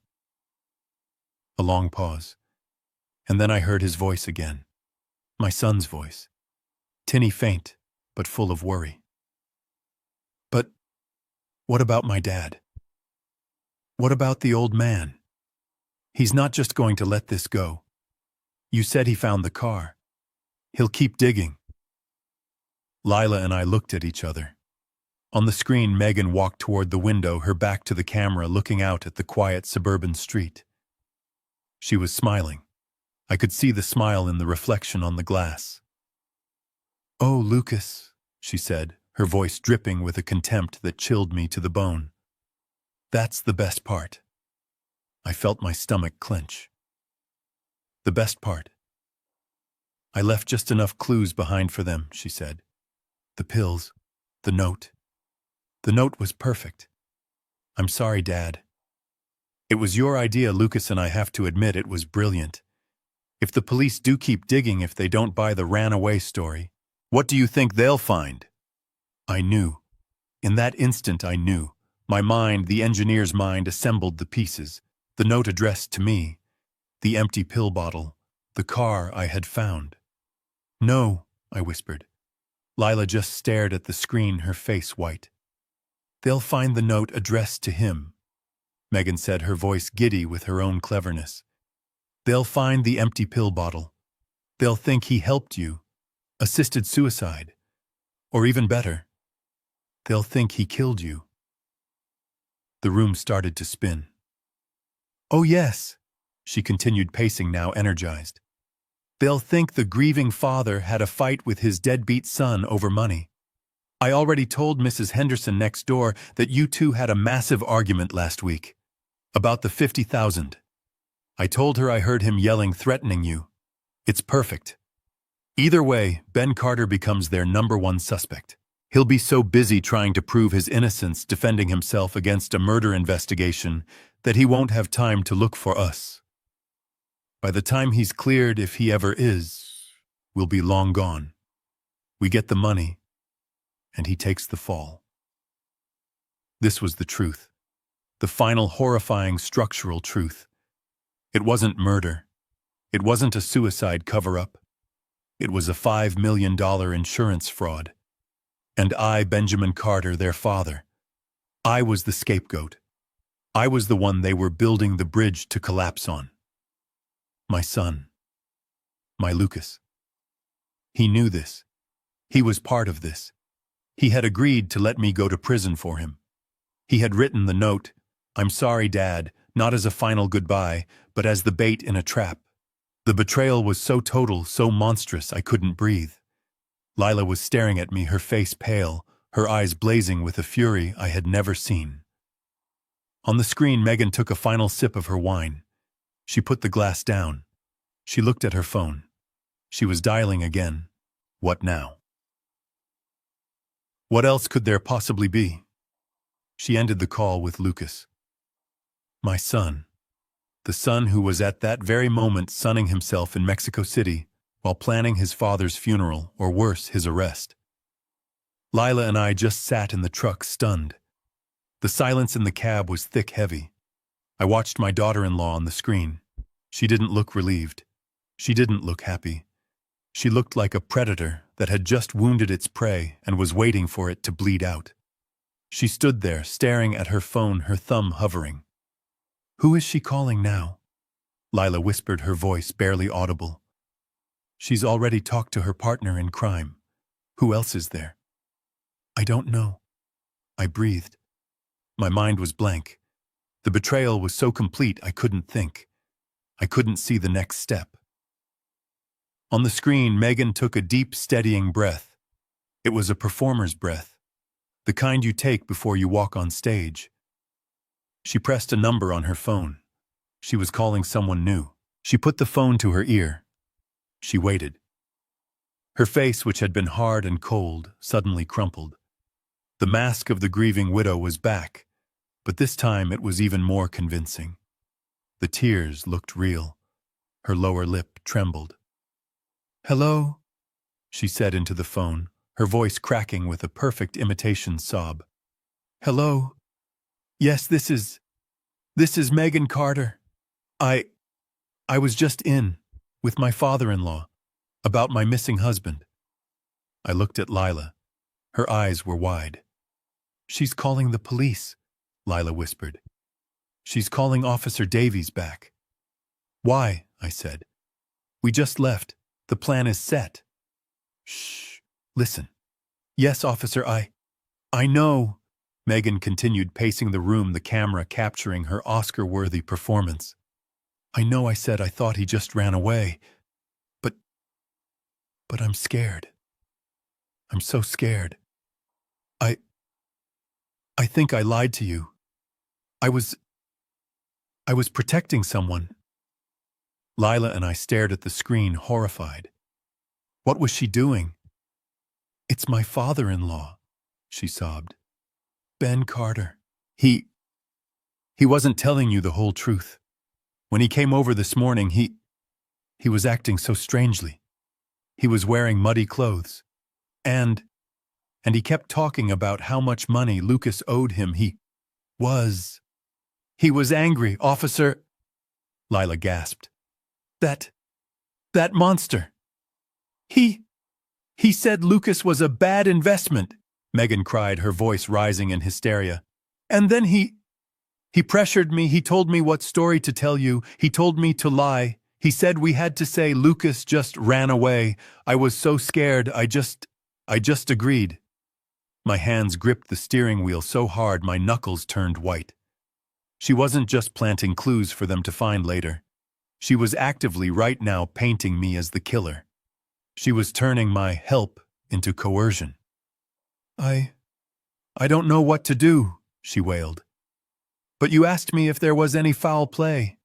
And now I think there is. I think, oh God, I think Ben knows where my husband is. I think he might have hurt him. He was so angry about the money. Please, you have to look into him. Please. She listened for a moment, nodding, wiping away fake tears. Yes. Yes, I'll be here. Thank you. Thank you so much. She hung up the phone. She stood completely still. The tears stopped, instantly. She wiped her face with the back of her hand, her expression now cold, hard, and satisfied. She walked to the wet bar, picked up her wine glass, and poured herself another. She raised the glass to her reflection in the dark window. Checkmate, you old fool, she whispered so low, it was almost inaudible. But the camera picked it up. I hit the stop recording button on my phone. The screen went black. Lila and I sat in the truck in total silence. There was nothing to say. I had seen it all. I was not a grieving father. I was not a sentimental old fool. I was a loose end. And she had just tried to tie me up. She had just sicked the police on me using my own grief, my own muddy jeans from the lake as evidence against me. "Dad," Lila said, her voice shaking with a rage I had never heard in her. "What are we going to do?" I put the phone in my pocket. I took a deep breath. The engineer is back in control. The shock was gone. "What are we going to do?" I said, turning the key in the ignition. The old truck roared to life. "First, we send this entire video file to a secure server. Second, you call your lawyer. Not my lawyer, your lawyer." "Why?" "Because," I said, pulling the truck into gear, "I am no longer just a witness. That woman just accused me of murder. I am now a suspect. And we are going to need a hell of a lot more than just my word against hers." I wasn't just fighting for my son's memory anymore. I was fighting for my life. I put the truck in gear and pulled away from the curb. My hands weren't shaking anymore. They were steady. The engineer was back. The sentimental old fool Megan thought she was playing. He was gone. He died in that living room listening to her call him stupid. Lila was silent beside me, her face pale, her jaw set. She was still recording the file on her phone just to be safe. "Dad," she said, her voice tight, She just accused you of murder. To the police, they're going to come for you." "I know," I said calmly, my eyes on the road. I wasn't driving home. I was driving to my workshop.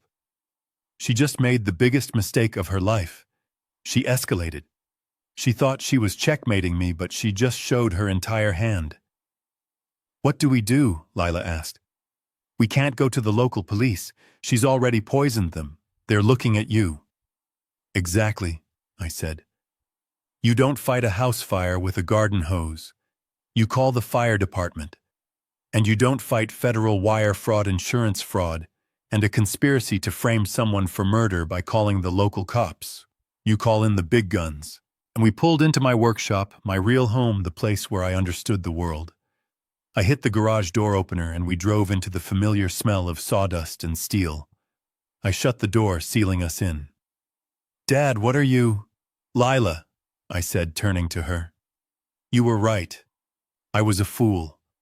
I was so focused on fixing Lucas, I ignored the daughter who was already perfectly built. You have your mother's strength. And right now I need that strength. I was right. They're monsters." Lila finally let out a shaky breath. "So what's the plan, Dad?" I didn't call the local police. They were already compromised. Megan had painted me as the prime suspect. I pulled out my phone. I scrolled past Lila, past Lucas, to lawyer Harrison. Mrs. Harrison wasn't just any lawyer. She was the toughest corporate litigator in Chicago. She had handled my engineering contracts for 30 years. She was 72, she was brilliant, and she did not suffer fools. She picked up on the first ring. "Ben, this is a surprise. I thought you were grieving." "Harrison," I said, my voice all business. "I am not grieving. I am being framed. I need you. Right now. I have video and audio evidence of my daughter-in-law Megan and my son Lucas, who is not dead, planning a $5 million insurance fraud. And that's not the worst part." "Go on," she said. Her voice was suddenly ice. "The worst part is that they've been planting evidence, the suicide note, the pills, to frame me for Lucas's murder or assisted suicide. And Megan just called the local police accusing me of exactly that. She's trying to get me arrested to silence me while they escape to Mexico City." I heard her typing. Fast. "Ben," she said, her voice sharp. "Where are you?" "In my workshop. My daughter Lila is with me. She's my witness. The video file is uploading to the cloud as we speak. It's almost 10 minutes long. It has everything. Lucas's voice, Mexico City. The 5 million. The plan to frame me. Good, Harrison said. Do not leave that workshop. Do not talk to the local police. Do not answer your door.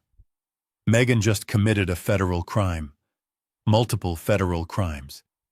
This isn't a local matter anymore. What are you going to do? I'm going to do what you pay me for, she said.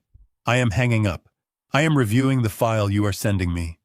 And then I am making one phone call to a friend of mine at the FBI's white-collar crime division. This is wire fraud, mail fraud conspiracy. This is interstate. This is their jurisdiction. Megan wanted to call the cops. Fine. We'll call better cops. Harrison, they think I'm just a sentimental old fool. I said the words tasting like acid. I know, she replied, and I could almost hear the grim smile in her voice. That's her second biggest mistake. Her first was trying to outsmart me. Send me that file, Ben. And sit tight. The game has just changed. She hung up. Lila and I sat in the silence of the workshop, the massive silent tools of my old life surrounding us. The file finished uploading. Sent. So now what? Lila asked. Now so, I said, walking over to my old coffee pot and starting a fresh brew. We wait. We wait for the trap we set to catch the rat.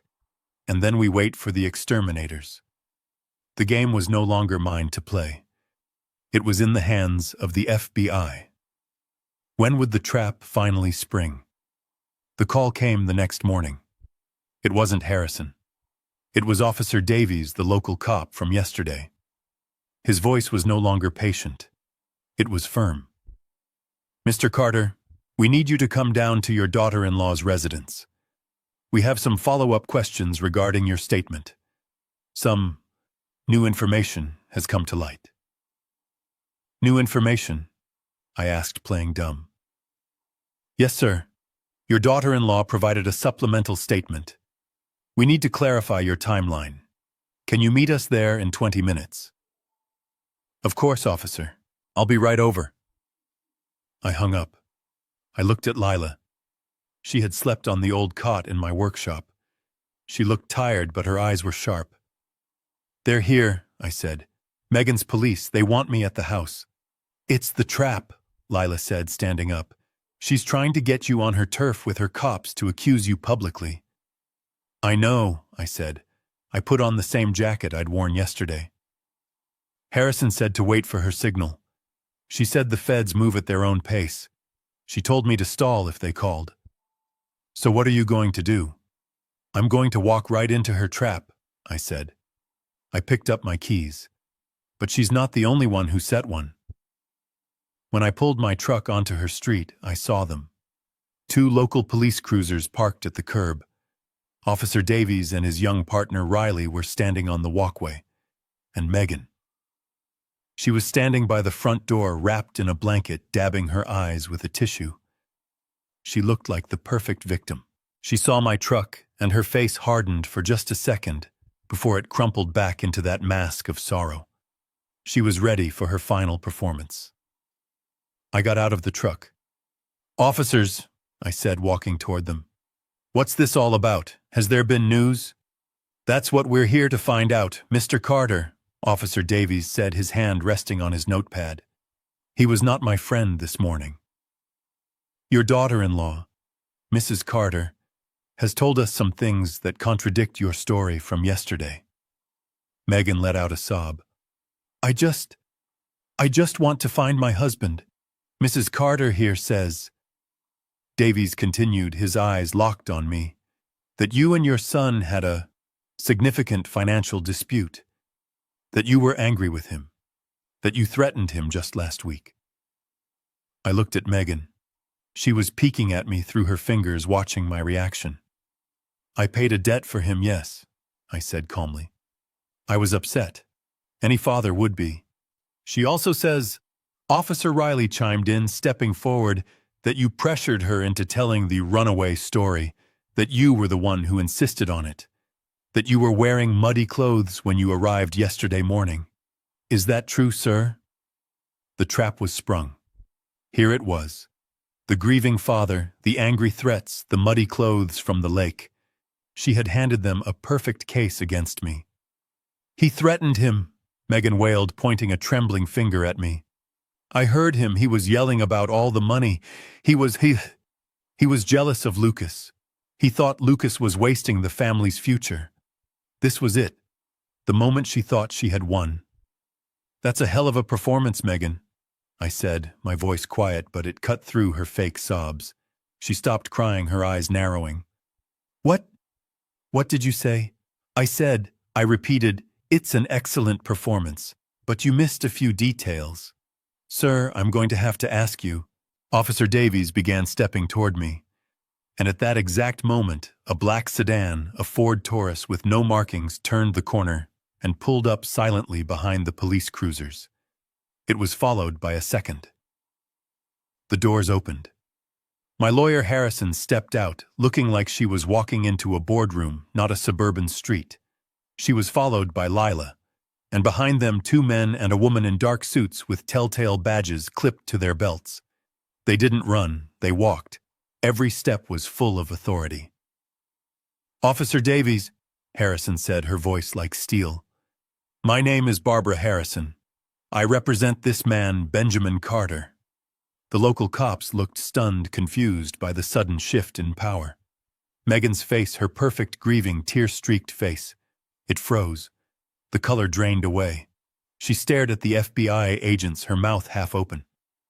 What is this? She whispered. Thuakek Sai Kwan, Harrison said, turning to Davies and Riley. My client, Mr. Carter, is not a suspect. He is the victim of a multi-state conspiracy to commit insurance fraud, wire fraud, and a malicious attempt to frame him for murder.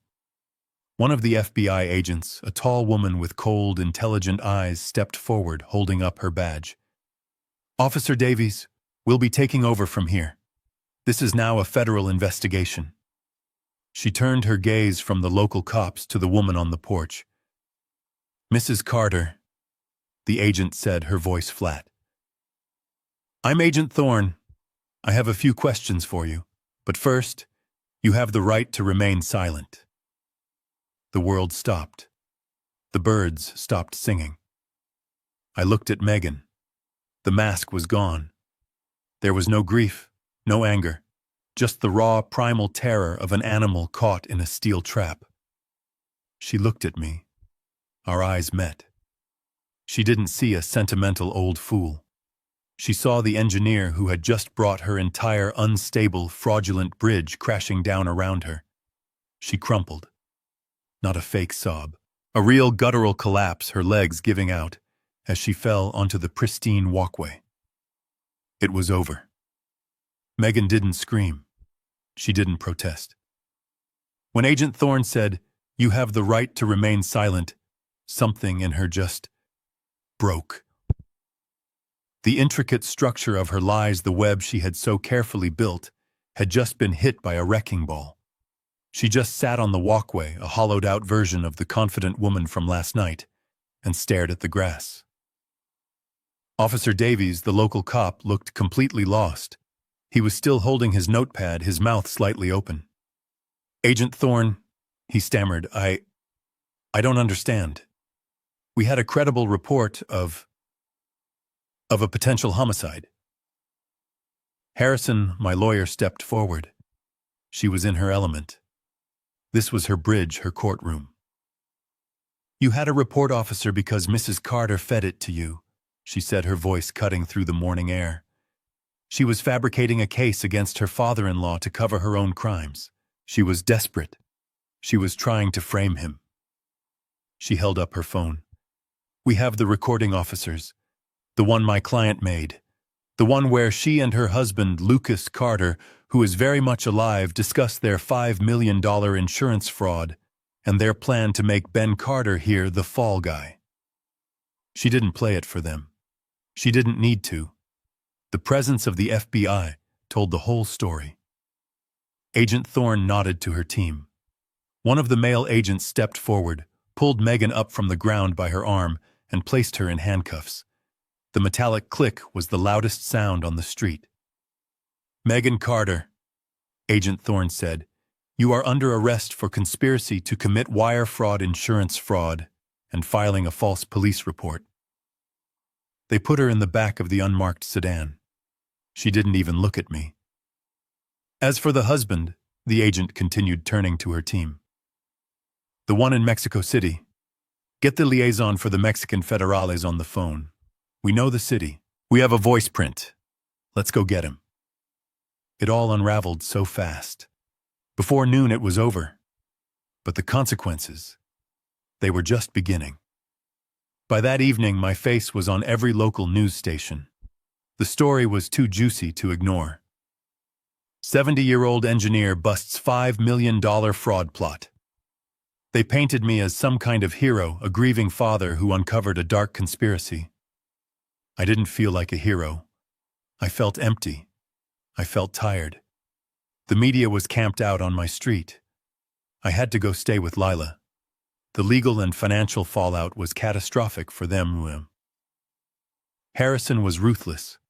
The first thing she did was contact the bank that held the mortgage on their massive house, the loan I had co-signed. "Ben," she told me over the phone 2 days later, "it's done. I sent the bank's legal department the audio file and a sworn affidavit. I informed them your co-signature was obtained under fraudulent pretenses, as the primary borrowers were actively conspiring to frame you for a federal crime." "What does that mean?" I asked. "It means you are no longer liable for that mortgage," she said. "And since they haven't made a payment in 2 months, they were already in default. The bank is foreclosing, immediately." They lost the house. The news from Mexico came 48 hours later. The Federales had found him. Lucas. He wasn't in a 5-star resort. He was in a cheap motel outside Mexico City, waiting just like Megan told him to. The picture of him in handcuffs being led onto a plane at O'Hare. He wasn't the confident investor. He wasn't my brilliant, charming son. He was just small. He looked thin and terrified. The trial was a blur. I had to testify. I had to sit on that stand in front of a jury of strangers and tell the world what my son and his wife had planned to do to me. I had to watch the jury listen to that horrible recording. I had to watch them play the video of Megan in her living room, her voice cold and hard, saying, "He takes the fall." Lucas and Megan, faced with the evidence, turned on each other. It was pathetic. He blamed her greed for the insurance money. She blamed his weakness for the gambling debts that started the whole mess. They didn't stand a chance. The jury found them guilty on all counts. They were facing years, many years, federal charges, conspiracy, fraud. They lost everything: their house, their cars, their freedom. I had won. I had protected myself. I had exposed the truth. But as I walked out of that courtroom, past the cameras and the reporters, I didn't feel victorious. I felt like I had just buried my son after all. I went back to my house, the brick house Sarah and I had built. It was quiet. Too quiet. For a week, I just sat in my workshop, staring at the blueprints on the wall. Blueprints for bridges that were still standing strong and true. That house. It was supposed to be Lucas's. Everything I had built, every late night I'd worked, every dollar I'd saved, it was all for him. It was meant to be his legacy. But what do you do when the person you built everything for tries to tear you down? You can't live in a structure that's been compromised. You have to condemn it. I called a realtor the next day. A young, energetic woman who didn't understand why I was selling the most beloved house on the block. "It's a gem, Mr. Carter," she said. "We'll have offers in a day." She was right. It sold in 12 hours. I sold everything: the house, the tools I'd used for 50 years, the furniture Sarah and I had picked out. I kept my clothes, my truck, and one framed photo of Sarah. That was it. Lila had been calling me every day. "Dad, what are you doing? Where will you go?" "I don't know." I'd tell her, I can't be here anymore. This place is full of ghosts." "Then come here," she said, her voice firm, the same one she used in the truck at O'Hare. Don't be alone. Stop being alone. Come to Boulder. Come be a grandfather. My son Leo, he's 10. He's been asking why he never sees you. What am I supposed to tell him? The words hit me. Leo, my grandson. I hadn't seen him in over a year. I'd missed his birthday.